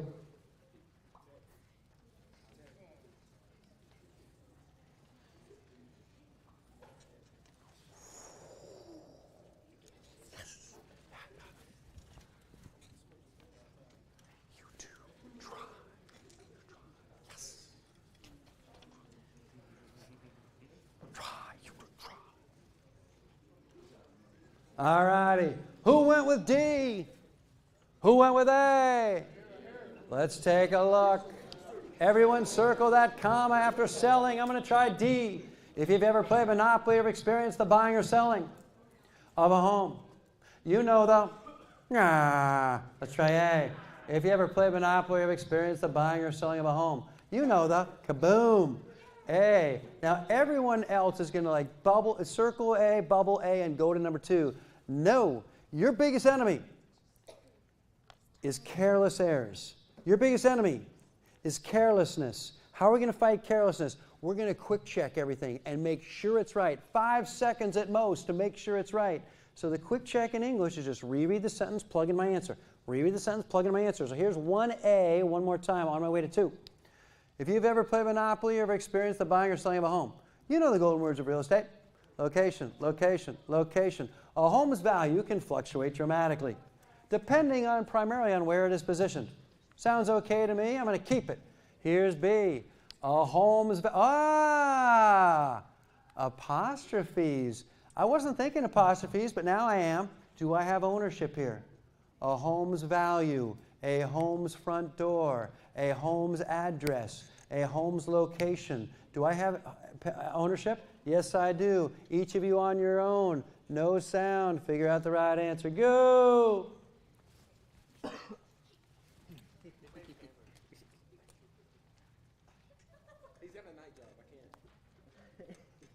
This is the best paying job you'll ever have. You want to give him a cut and pay? What letter did you guys go with? G isn't got to write down GR6. This is grammar rule 6. On test day, don't put down the grammar rules. Just do the test. But I thought it'd be kind of fun to track the grammar. So, everyone circle A. A, home's value. I got one home, so it's going to be G, one owner, apostrophe S. So, a home's value can fluctuate dramatically, depending primarily on where it is positioned. I just did my quick check. I'm on my way to 3. Just as the position of a house can add or detract from it is value. Slash it. Everyone hear what I'm doing with contractions? Got to say both words. How am I going to pronounce D as in do it? How am I going to pronounce D? They are. Here it is. Just as the position of a house can add or detract from they are value. Slash.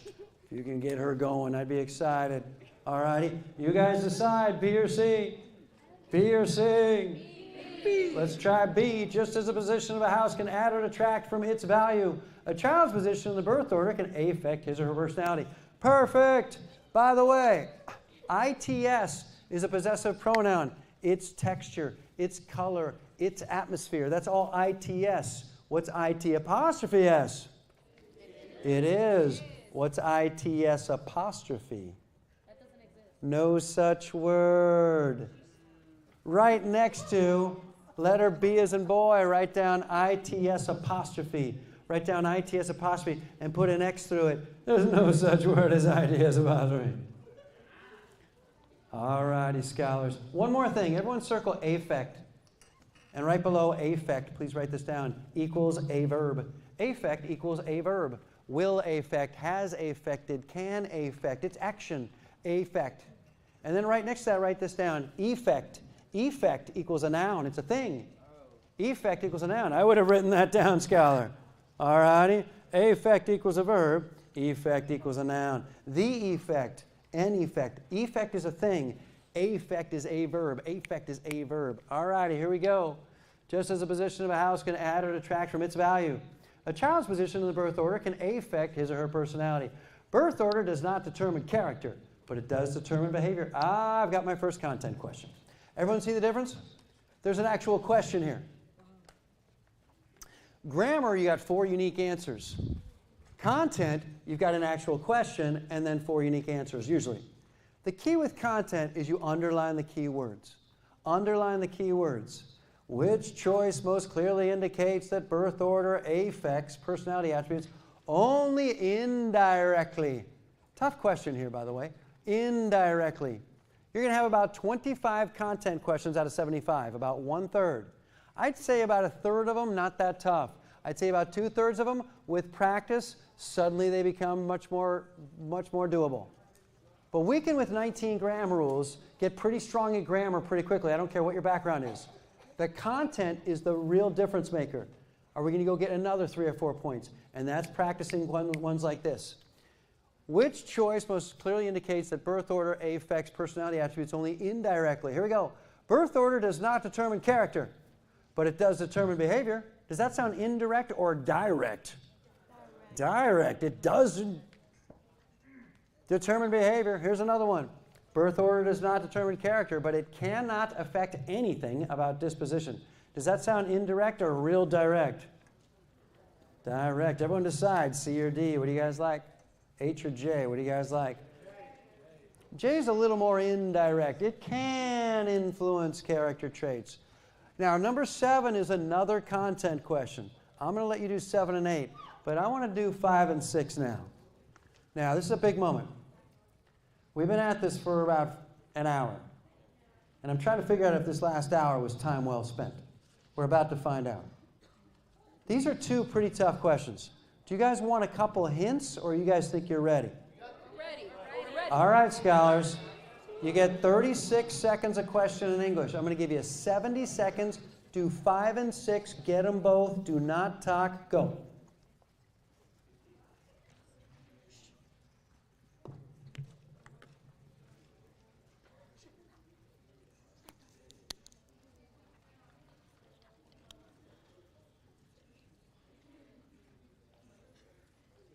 Look over 6.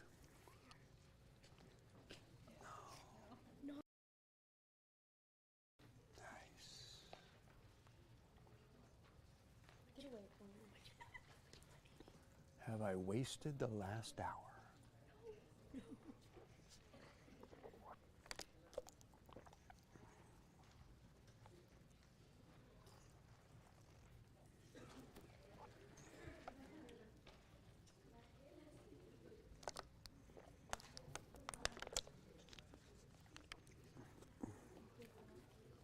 Fifteen seconds.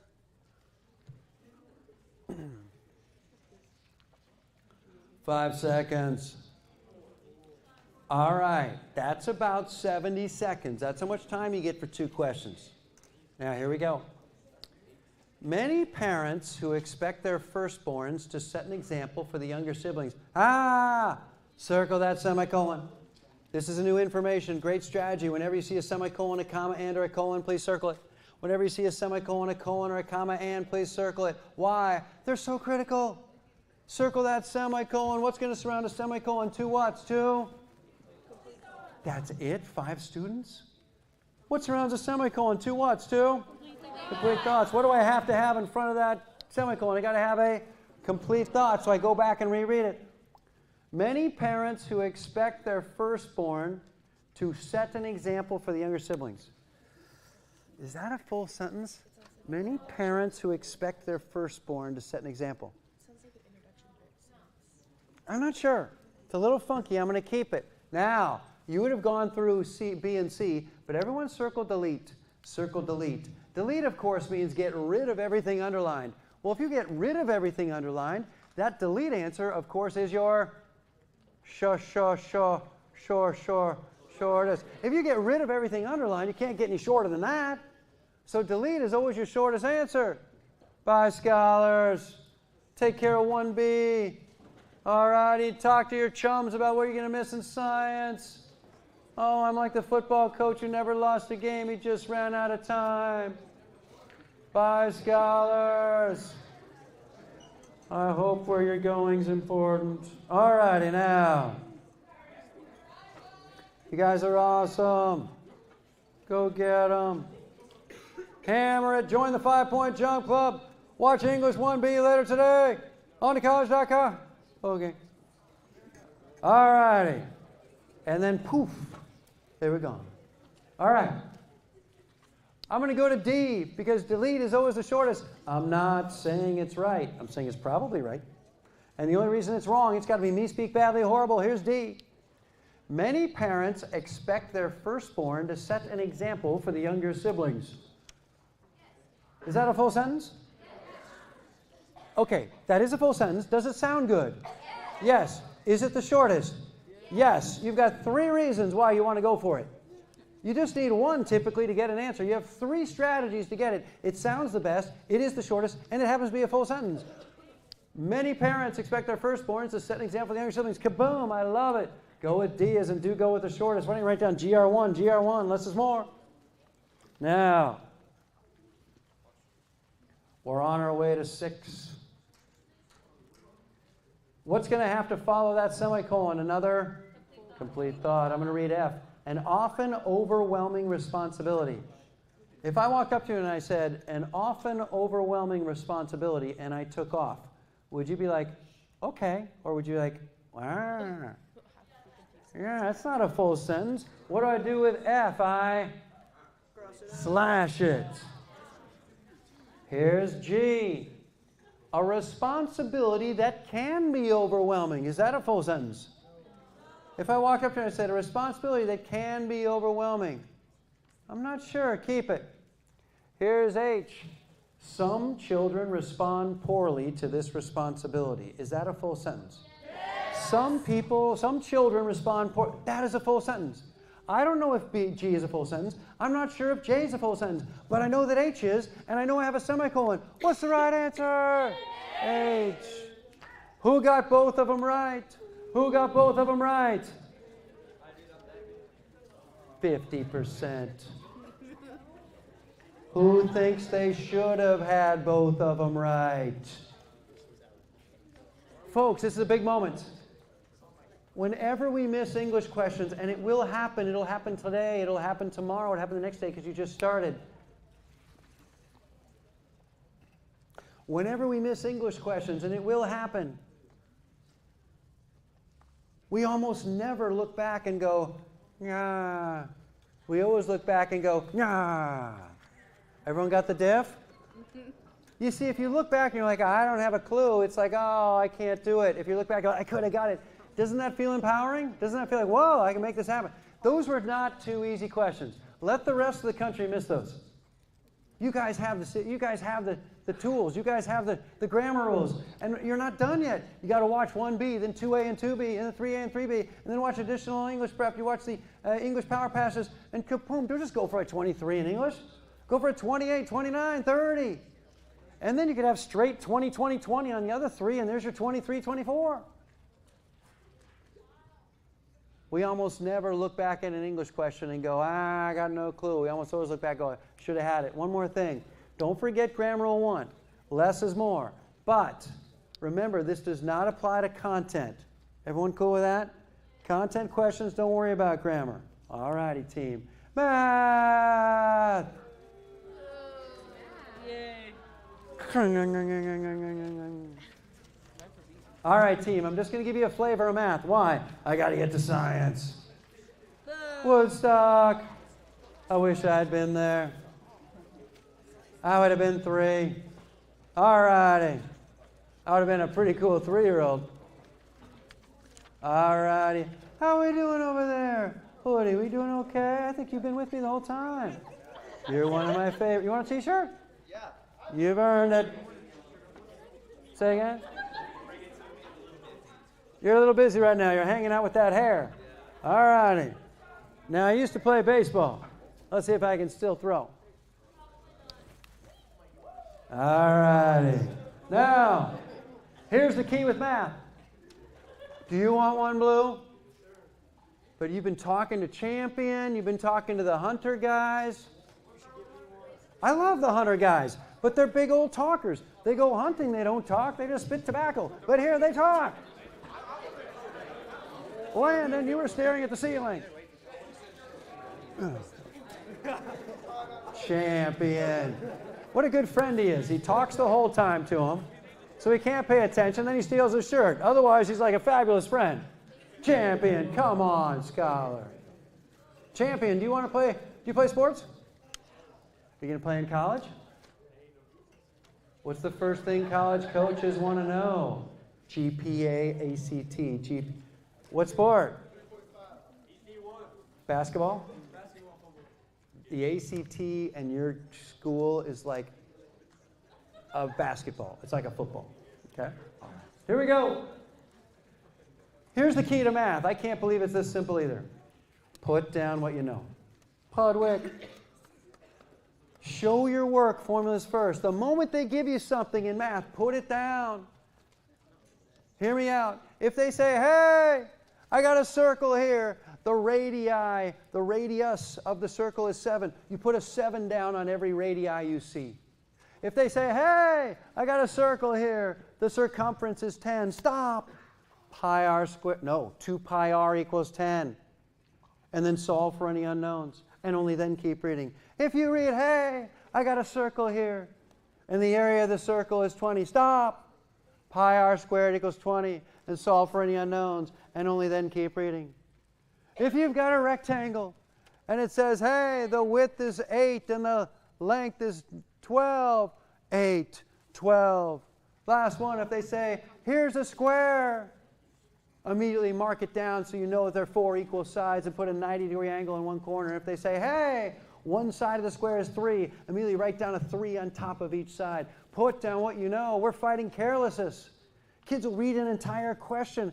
It wastes time. It builds anxiety. The moment they give you something, put it down. On number 1, yes, it counts as much as 60. On number 2, yeah, it counts as much as 54. No more careless errors. All righty? So show your work. Formulas first. I call that Pudwick. Circle, bubble. Your quick check in your head with your calculator. Or if it's algebra, looking sharp. Or if it's algebra, and they say solve for x, and you think x equals 6, what's your quick check? You just take 6 and you plug in for the original equation. So we typically quick check with calculators. We can also use calculators the first time through. Calculator, your old friend, is with you the whole time. And then try to get to all 60. But we've long since learned we can do 40 questions and still, if we just get 2/3 of them right, that's a 22. If we do 45, that's like a 23, 24. If we do 50 questions, we just get 2/3 of them right, that's a 24, 25. You do not need to be perfect to get a good score. You just need to try. And if you decide in the nursing home you don't want to try, I'm not going to bother you. I'm probably going to chill there too. This is the wrong stage of life to be chilling. 11 months. 11 months. Go for it. Put away the phones. Put away the earbuds. I don't think I have seen an earbud until that very moment for the last hour. And I don't think I've seen a phone for the last hour. I know you've sneaked them. I'm not that dumb. But I haven't seen one. You want one? What's my point? Have you been okay? Yes. You've been okay. Your teachers are begging you. I am pleading with you for the next 11 months. Fine, take off after the June test. So for 9 of the next 11 months, go for it. Phones away, earbuds away. Do you guys know what you're doing when you wear an earbud into a classroom? I don't think you do. Do you guys okay if I just tell you? When I see an earbud on, even if it's off, and you've long since forgotten it, you're just announcing to me something very clear. We don't care. I don't care. And Landon even just said he doesn't care. So he wants to put his earbuds back on. Oh, I'm sorry. It's okay, Landon. I've felt rejection before. Just don't do it. I can't believe it's allowed. I remember when Walkman were invented, and we had kids with headphones. I mean, the idea that they would wear one into school is so unthinkable. They would have been grabbed. You would have confiscated. They would have never seen those headphones. Now there's kids on 11 months. 11 months, 9.5 of full effort. And you'll be amazed. If you leave those phones away, you leave those earbuds away, guess what? School becomes so much more interesting. Relationships become so much more real. Why? The world comes alive. I hope you heard that. That was much more important than anything I told you today. 9 months, phone-free, at school, it's a different life. You'll be amazed at how much better you are and how much more interesting everything is, how much more you notice. Before school, after, go right ahead. While you're there, don't do that to your teachers. They deserve so much better. All right, here we go. We want to get those first 20 right. That's a big request. Just do the best you can. Focus on those first 20. Those are the easier points. Number 2, all righty? Slash those wrong answers, of course. And this is our first little nugget. Whenever they give you a picture, you can typically eyeball your way down to 2. Whenever they give you a picture, you can typically slash 2 or 3 answers and take a much better guess. Now, of course, if you know how to do it, just do it. But if you're not sure how to do it and they give you a wacko shape like a quadrilateral and they say, hey, I just want to know what this angle is. Well, clearly it's smaller than 90, so that gets rid of 2 answers. And clearly it's bigger than 15. That gets rid of another answer. You're down to 2. So what did we just learn? At the end of math, if you're running out of time, which does happen, what are you going to look for? Questions that have pictures. Because if they say, hey, this line is 20, what's this line? Well, it's going to be like around 8 or 9. Got it, slash, slash, slash. And you take a much better guess. Now, I don't want you right away, oh, here's a picture. Mr. Baylor said slash answers first. You could. I'm just saying it's a running out of time strategy. So you take a much better guess. But if you're not sure how to do it and it's number 17 and there's a picture, look over those answers.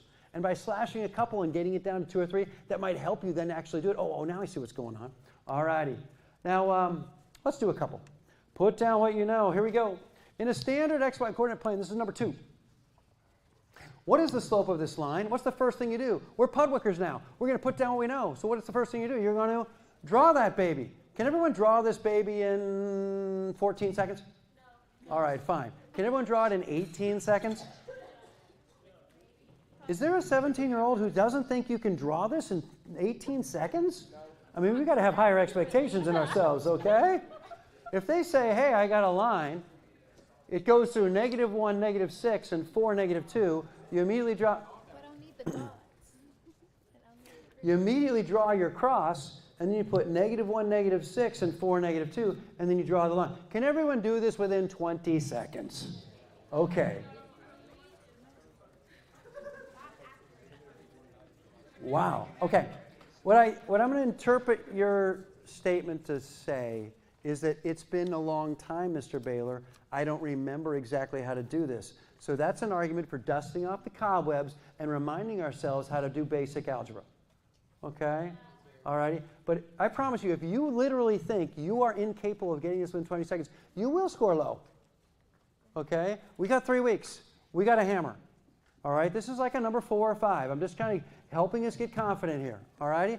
If they say, what is the slope of this line, you immediately draw the line.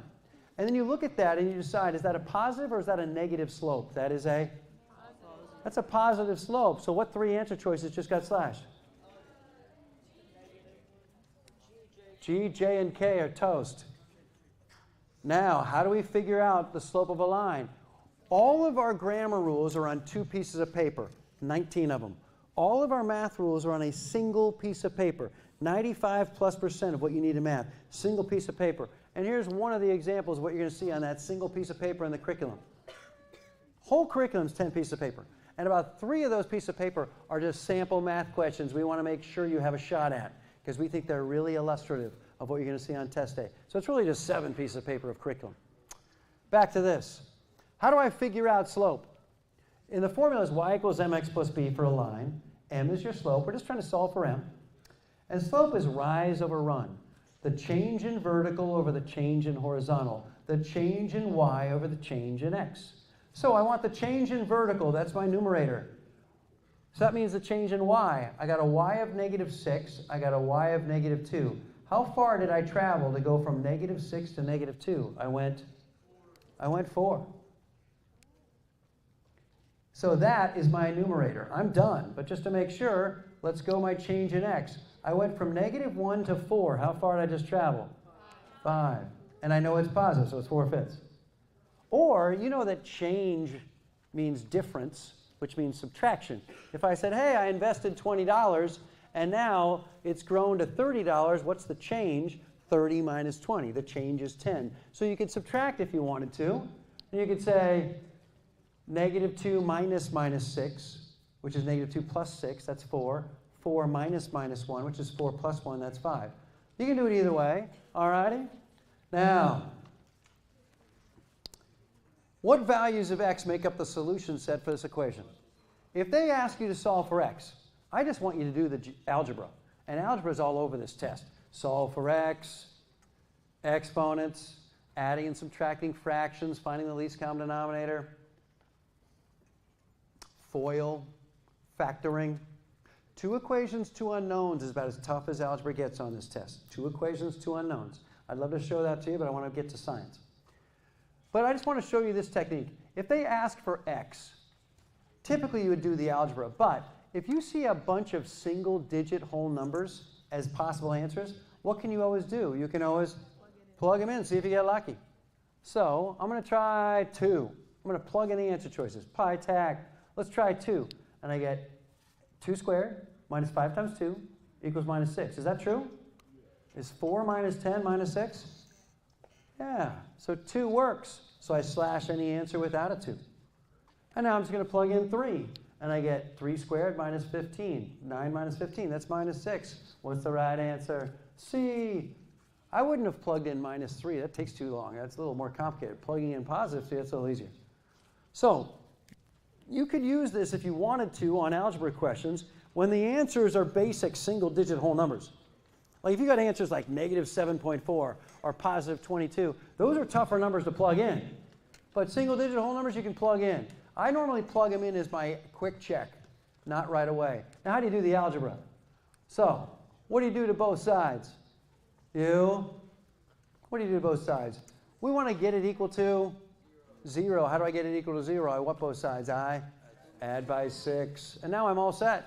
I put down my parentheses. I take care of my F's. All righty? See, this was done on a Mac, and now it's on a non-Mac, and it's kind of looking a little funky. So I put down my F's, and I go X and X. All righty? And then I want factors of 6 that give me 5. That can be 3 and 2. It can be 1 and 6. Okay? And I think 3 and 2 is going to work. So it's minus 5 and it's plus 6. So it's going to be either minus 3 minus 2 or plus 3 plus 2. What's it going to be since it's minus 5? It's going to be minus 3 minus 2. And when your factors multiply together to give you a product of 0, what does one of those factors have to equal then? 0. If you've got a product of 0, product means multiplication. That's in the top right page, definitions of that single page of what you need to know for math in the curriculum, page 4. Definitions, product means multiplication. Factors are what you multiply together. So one of these factors has to equal 0, so I'm going to set them both equal 0. X equals 2, x equals 3. This is basic fundamental math. It's all over the first 20 questions, and it's very common throughout the whole test. If you're fuzzy on this, I don't blame you. It's been a while, right? It's been a while. Dust off the cobwebs. This can't be like, whoa, I think I remember it on test day. It's got to be like, I've been practicing this for 3 weeks. I got this hammered. So on the truly tricky questions, like 41, 47, you're ready, and you've got the time, because they might take longer. Got to pile up these easier points, okay? SOHCAHTOA, all righty? SOHCAHTOA is going to be 2 questions, all righty? And then there's another cool technique I wanted to teach you, but I'll let you just watch. Just start at 1A in math. And it's going to be a nice fundamental review, okay? Now I was going to do a little reading with you, but I'm going to let you do that as well, because I got to get to science. But let me just tell you reading. Reading strategy 1, okay? There are 2 strategies. One is the read every word strategy that I hope most of you use. And in reading, the second strategy is for those of you who are time challenged, for the time challenged scholar. I want you all to try strategy 1, reading every word, and only if you truly realize there is no way I can get done in time, then you might try strategy 2. So everyone just look up here. Here's strategy 1. You read that pre-paragraph, and then you read every word thereafter, and everyone right next to line number 5, line 5, just write down UP, UP. And UP stands for underline. Push the eyes. I would underline maybe just names, dates, places, numbers. Just nice little details that might get asked about. Just active reading, so it's easier to find them if they get asked about them. Names, dates, places, number. But this is the big thing. Push those eyes. If you're like most students, when you read, your mind wanders. But if you take your hand and put it above the text and slowly lower it, and your hand is dropping, because your hand is falling and about to cover up the words, you can read underneath the falling hand, and you're going to laser. You see, if you push those eyes, you can read at your normal speed. You typically will finish sooner and with greater comprehension. Now, occasionally you might want to lift the hand to reread something, but by pushing those eyes forward, you're going to keep marching forward and get done sooner, and you're going to be forced to laser. It'll be with greater comprehension. And here's the key. You got to finish that passage within 4 minutes. If you're going to read every word, we got to get that passage done within 4 minutes. And if we cannot, no problem. We got strategy 2 for you. But if you get done within 4 minutes, then you can get those 10 questions done on time. There are 2 types of questions. One type of question contains line number references. They basically tell you where to go. Or sometimes they'll just say, hey, what's the main purpose of paragraph 3? It's not a line number reference, but they tell you where to go. And when you have one of these tell you where to go questions, here's what we do. We refer to those lines before slashing wrong answers. Now, if it's a single line, I just start reading 2 lines before and finish 2 lines after every word. If it's a big chunk of lines, I'm just going to power skim, and then I'm going to start slashing answers. So if they tell you where to go, if it's a small chunk, read every word. Big chunk, power skim, and then you slash.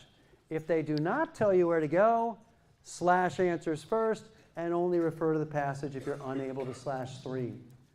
But Mr. Baylor, where do I have to look? If I'm unable to slash 3 and they don't tell me where to go, where do I look? Typically, you can remember where that content came up. But if you cannot, the first third of the questions usually come from the first third of the passage, the middle third from the middle third, the final third from the final third of the passage. Is that kind of a good rule of thumb? That's where you would look. Okay? So like a number 4, that's going to be kind of in the end of the beginning and the beginning of the middle. All righty. And last thing, you circle bubble. Your quick check in reading is reread the question, reread my answer. So circle bubble quick check. Now, a lot of us run out of time on that last passage, so we may not have time to quick check. Reread the question, reread my answer. But hopefully in the first 3 passages we will. Now, last thing. When you're torn between two, do not guess. If it's a really close call, last resort, look again at your answer choices and see if either one, with a second lens, a second look, you suddenly realize is too much, too extreme, too narrow. Slash the one that's slightly too extreme. And go with the one that's more moderate. Last resort only. I didn't say right answers are always more moderate. I'm saying if you're making a final choice and it's super close, you're like, oh, I'm going to guess. Don't guess. Look again and see if either one's a little more moderate. That's the one you're going with. You slash the one that's slightly too extreme. Which one are you going to go with? Simon hates or Simon struggles? What do you want? B as in boy. Go with the one that's more moderate. Extreme language doesn't disqualify an answer, but it should make you skeptical. Always, never, only, must. These are strong words. Hates. All righty, team. There's one passage that's a dual passage. It's 2 half passages. The first few questions only deal with passage A, so I just want you to read the intro paragraph, read all of passage A, then hammer the questions. And only when you see a passage B question do I then want you to read passage B. Everyone cool on the dual passage? I want you to do the passage A questions only right after when you read passage A. And then you got strategy 2. I don't have time for this, but here's the bottom line. Strategy 2, you read every word through about line 20, and then just the first 2 sentences, of every paragraph thereafter. So you're intentionally not reading the second half of this later paragraphs. And there's only one reason you would intentionally not read the second half of later paragraphs. Save time. And then you do the questions the same way. All righty, team. I'll let you finish up that reading passage on your own tonight. Science! Let's go to the back page. The home stretch. I'm already getting a little emotional. We only have 25 minutes left. How are we doing? You guys, I think, deserve a t-shirt over here. All righty. All righty. Tell me what school you guys go to. Exactly. All righty. I'm going to give you guys a couple t-shirts. You guys sat up front. You've been working hard. All righty. What's that little sound I'm hearing? Someone's playing rap music. What's going on here? All righty. I'm going to get you one. There you go, Scott. Someone's got an important phone call. Hey, man. I know you're in the middle of school, but I got to connect with you right now. This is major. It's time urgent. All right, here we go. Guess how many times my family needed to communicate with me while I was at school, kindergarten through high school? 3 is a good guess, it's lower. 0 is a better guess, it's exactly accurate. My family wanted nothing to do with me while I was at school. Now you guys are like, hey, Mom, it's only been an hour, how you doing? Back to this. I've never made an unpleasant comment about Mom before in my life. Moms are awesome. Back to this. Here we go. Now, how do we do science? Let's go on the last page and everyone cross out the word science. It's not science. Write this down. It's data interpretation. Data interpretation. You don't need to be good at science. This isn't science. Chuckle, chuckle. It's who can read charts, tables, and graphs. And guess what? Very few of us have had any experience with charts, tables, and graphs. We're all starting way down here. It's a foreign language. So who's going to practice? Who's going to dig in over the next 3 weeks before February 28th and get really comfortable with charts, tables, and graphs? So they're going to save a ton of time on questions that if they just wing it, they'll be like, yeah. And furthermore, you're going to get more right. Not only are you going to save time, you get more right. Why? Because over the next 3 weeks, you're going to realize, hey, that feels like a right answer. Hey, that feels like a wrong answer. Oh, when I see 16s and 15s in science, I already said it, but I think repetition is okay. That's somebody who's just winged it. Because the first time you look at science, you're like, I've never seen something like this. Tick a tick, tick, tick, tick a tick. Let's prove it to you. Here we go. So here's what we do. We read the opening paragraph only. Then we hit the questions. Hold on, Mr. Baylor.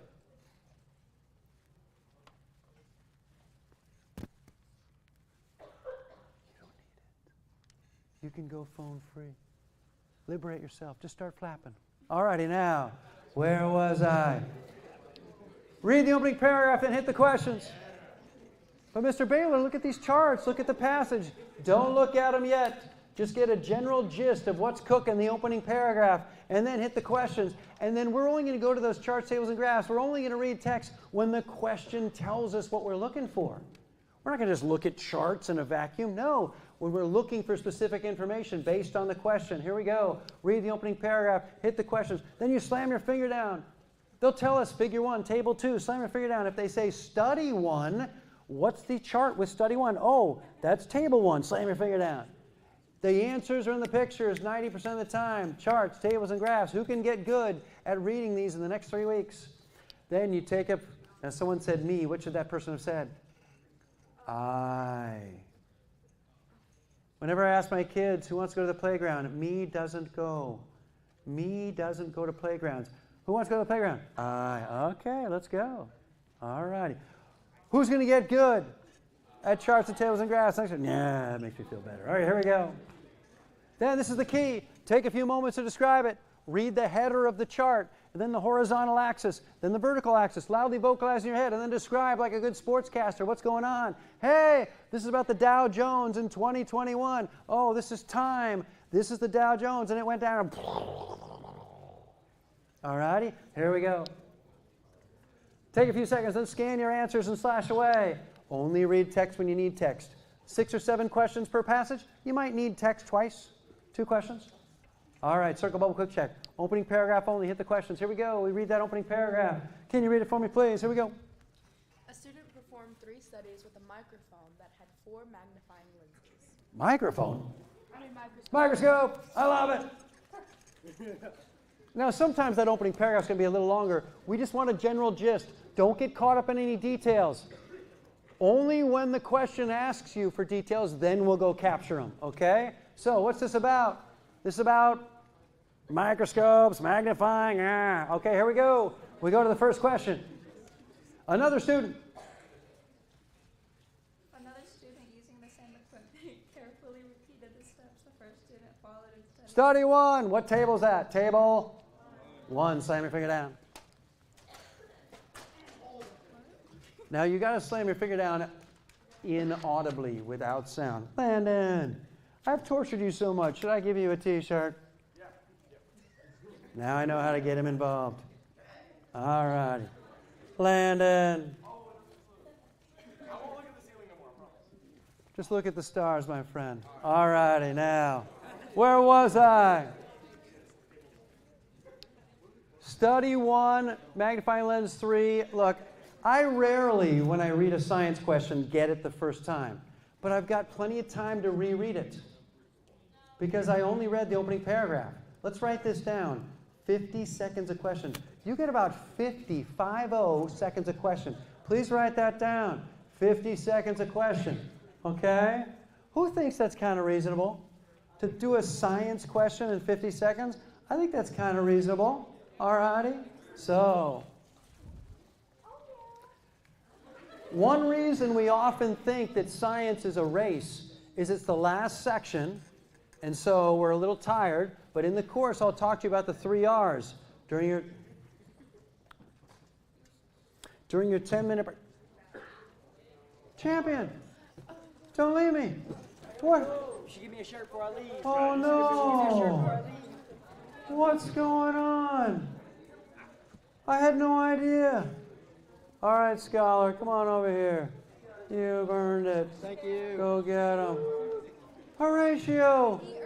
Oh, I already gave you one. Didn't I give you one? Didn't I give you one? Did I give you one? I already gave you a T-shirt, right? Come on over here. I'll give you one. Horatio. I had no idea. Look, they're all in. Where? Do you guys all go to Horatio? Bye, Skull. We haven't done Psi. Okay. I'm already missing him. It's okay to cry? Now we get to focus. All righty. Boy, it's sad when people just separate like that. And very few of them even say goodbye. Okay. Here we go. I'm going to reread this thing, but first I'm going to read the chart. Here we go. I got 4 lenses. I got 4 slides. And then what's going on here? I got double line indicates that lines that appear distinctly. Single line indicates lines that are blurred. All right, now I'm going to reread it. Another student using the same equipment carefully repeated the steps the first students followed in study 1, that's table 1.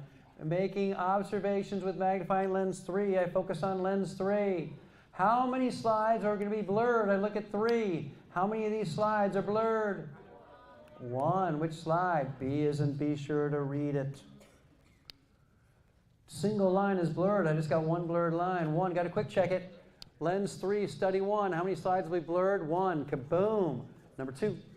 The student calculated the R value for another magnifying lens based on table 3. Slam your finger down. An R value of 1650 nanometers would most likely have been measured for a lens with an NA of.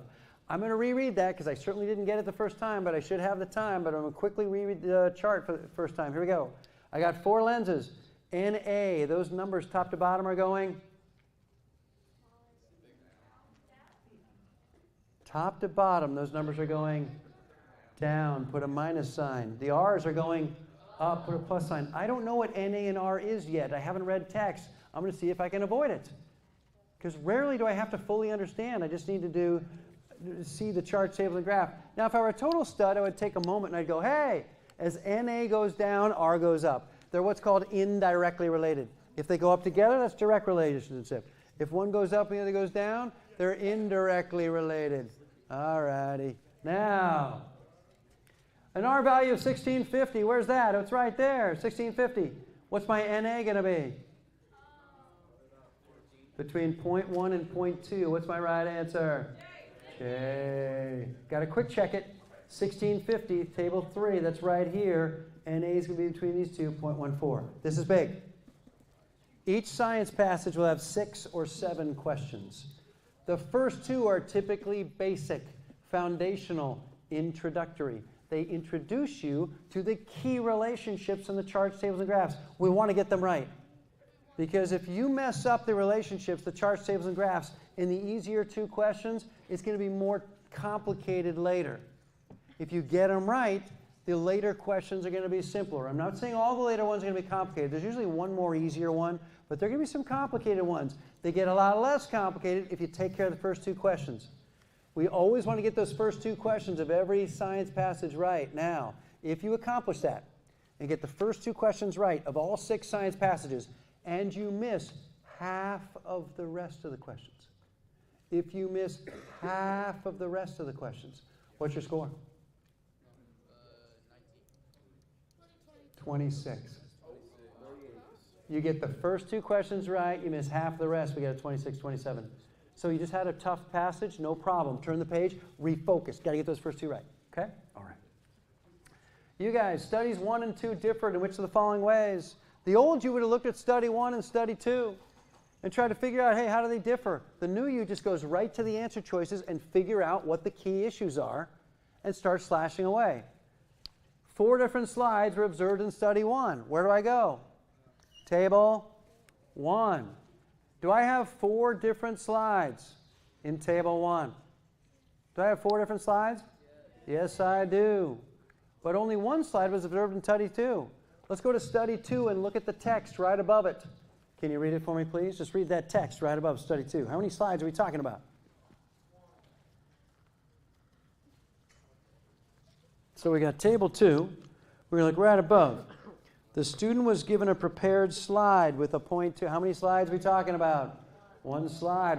So what am I going to do with the A? I'm going to keep it. B, 4 different lenses were used in study 1. Okay, table 1, that's true. But only 1 was used in study 2. Do I have only 1 lens in study 2? No, look at table 2. Slash. 4 different slides were used in study 2. But only 1 was observed in study 1. Do I have only 1 slide here in study 1? No, slash. And I got 1 lens in study 1. That's not true. Slash D, what's the right answer? Hey, it's an attaboy. How do they differ? 4 different slides were used in study 1 and only 1 in study 2. If you read text when you need text, Read text when you need text. Alrighty, this is not science. It's who can read pictures. You guys take care of number 4. Go.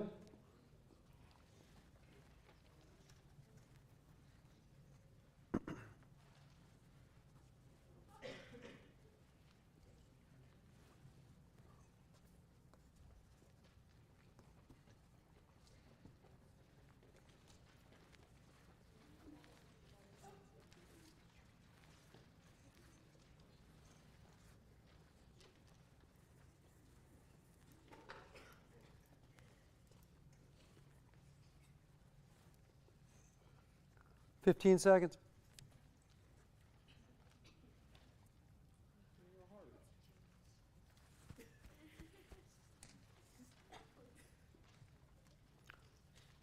All right, that is 50 seconds. That's 5-0. And if you didn't get done in time, my guess is it's largely because you just started. But I'm hoping you realize with practice you can get solid at reading charts, tables, graphs, and slashing away and getting answers within 50 seconds. Here we go. Based on results of study 2, where do I immediately go? I slam my finger down on table 2, right? Okay. The combo of which of the following would result in the largest image size? Well, let's look at the issues. I got a 0.4 line and I got a 0.8 line. Which one will be larger? 0.8. Which 2 answers do I slash right away? Can everyone be here within, what, 20 seconds? If they say which is the largest, and you look at the answers and right away you realize the first issue, it's going to be 0.4 or 0.8, I hope you don't need to know anything about science to realize it's going to be 0.8, it's going to be larger. Now, is it going to be H or J? So I go to study 2. Lens 1's a 40 and a 200 magnifying. Lens 3 is a 20 and a 100. Which one's going to be bigger? H. You guys are solid. You guys are making it happen. Now I'm going to let you do the last one. You guys want to do one more? Yes. One more. Hammer at 50 seconds. Go!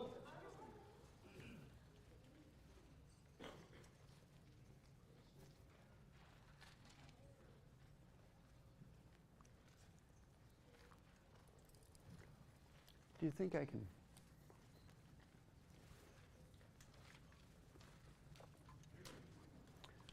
I'm hoping I can talk to the schools online. How many are online right now? I think it's about 10. 10 schools online? Mm-hmm. Okay. All of them still with me? 9. 9 are there. We lost 1. All right, before I go over this and before I wrap up, I just want to talk to the 9 schools online. Thank you so much for joining us today. I hope technically it was great. We have a fabulous sound guy doing it all for you. I would love it if you haven't yet set up all your students, all your juniors at least, for access to ontocollege.com, no cost, to just give you our customer service representatives' name and phone number, okay? Or better yet, here we go. Her name is Brenda, and she's ready. She's ready to help out all these Arkansas schools. She's been setting them all up all week long as I've been on this statewide tour. And if you just send her an email at brenda@ontocollege.com, brenda@ontocollege.com. If you send an email to brenda@ontocollege.com and just say, hey, we're here at this school. I got to get my kids signed up. Here's my phone number. Call me right now. She'll call you right now. We just want to make sure that every school has the basics, so at the very least, all the kids can get signed on to ontocollege.com at home for the next 3 weeks. And ideally at school, your teachers then have access, and they can start using some of this great stuff in classes if they want. If they have a substitute teacher, they can show some of those additional math topics or English power practice in an English class. But we just want the teachers and we want the students to have full access to everything. So Brenda@ontocollege.com. I almost gave out her phone number. All righty? And same with any school still here, is that if you want some help, not just on getting the kids on, but all the cool things and ways that other schools are using ontocollege.com, please contact Brenda. She's fabulous. And she's working late today. She's been setting up school after school in Arkansas the last couple of days. Here we go. A 0.6 line is viewed with magnifying lens 2 using light with a wavelength of which of the following equations? They don't tell me where to go. So I got to look. There's no chart, table, graph, so I got to find an equation. Everyone see the equation? There it is. I need lambda up top. Lambda is a wavelength. So what's the wavelength in the question? 625. So if I need 625 in the numerator, that's lambda, it's wavelength, and the question 625 is the wavelength. I need 625 in the numerator. What two just got slashed? C and D just got slashed. Everyone see that? Now can everyone be here within like 30, 35 seconds? All right, you find the equation. You look at the equation. You got to do you got to read some text. Then you look back at the question. You realize what's in the numerator. Gone, gone. Now I want NA. It says magnify. Where do I have an NA? What table? Table 3, right? They don't tell me where to go. You just look for the table with NA. I want lens 2. That's in the question. What's lens 2's NA? 0.35. Who got A? I need you all to practice science. Is this the toughest science passage? No, it's about average, but it really familiarizes you with how to read charts, tables, and graphs. It's a great warm-up. And now don't dare go cold turkey the next 3 weeks. You'll get there on test day for science. It's like a foreign language. If I were going to kindergarten in Russia, I'd be like, "Nya, foreign language." After a little while, practice. All righty, team, now. There's one passage, it's a debate passage. I think I got 5 minutes. How do I recognize the debate passage? It's like 3 or 4 students debating. 3 or 4 scientists, or like say scientist 1, paragraph, scientist 2, paragraph. And they're debating, hey, wow, why are the monarch butterflies changing their migration patterns? Or hey, what killed off the dinosaurs? When you see that debate passage, multiple scientists, multiple students debating, do it last. Do it last because it usually takes longer because it's more text. Pictures, charts, tables, and graphs usually take less time than text. So if it's passage 2, skip it, and when you get done with passage, stay on track on the bubble sheet. When you're done with passage 6, remember, got to go back. Okay, do it last. All right, team, this is it. Feelings are mutual.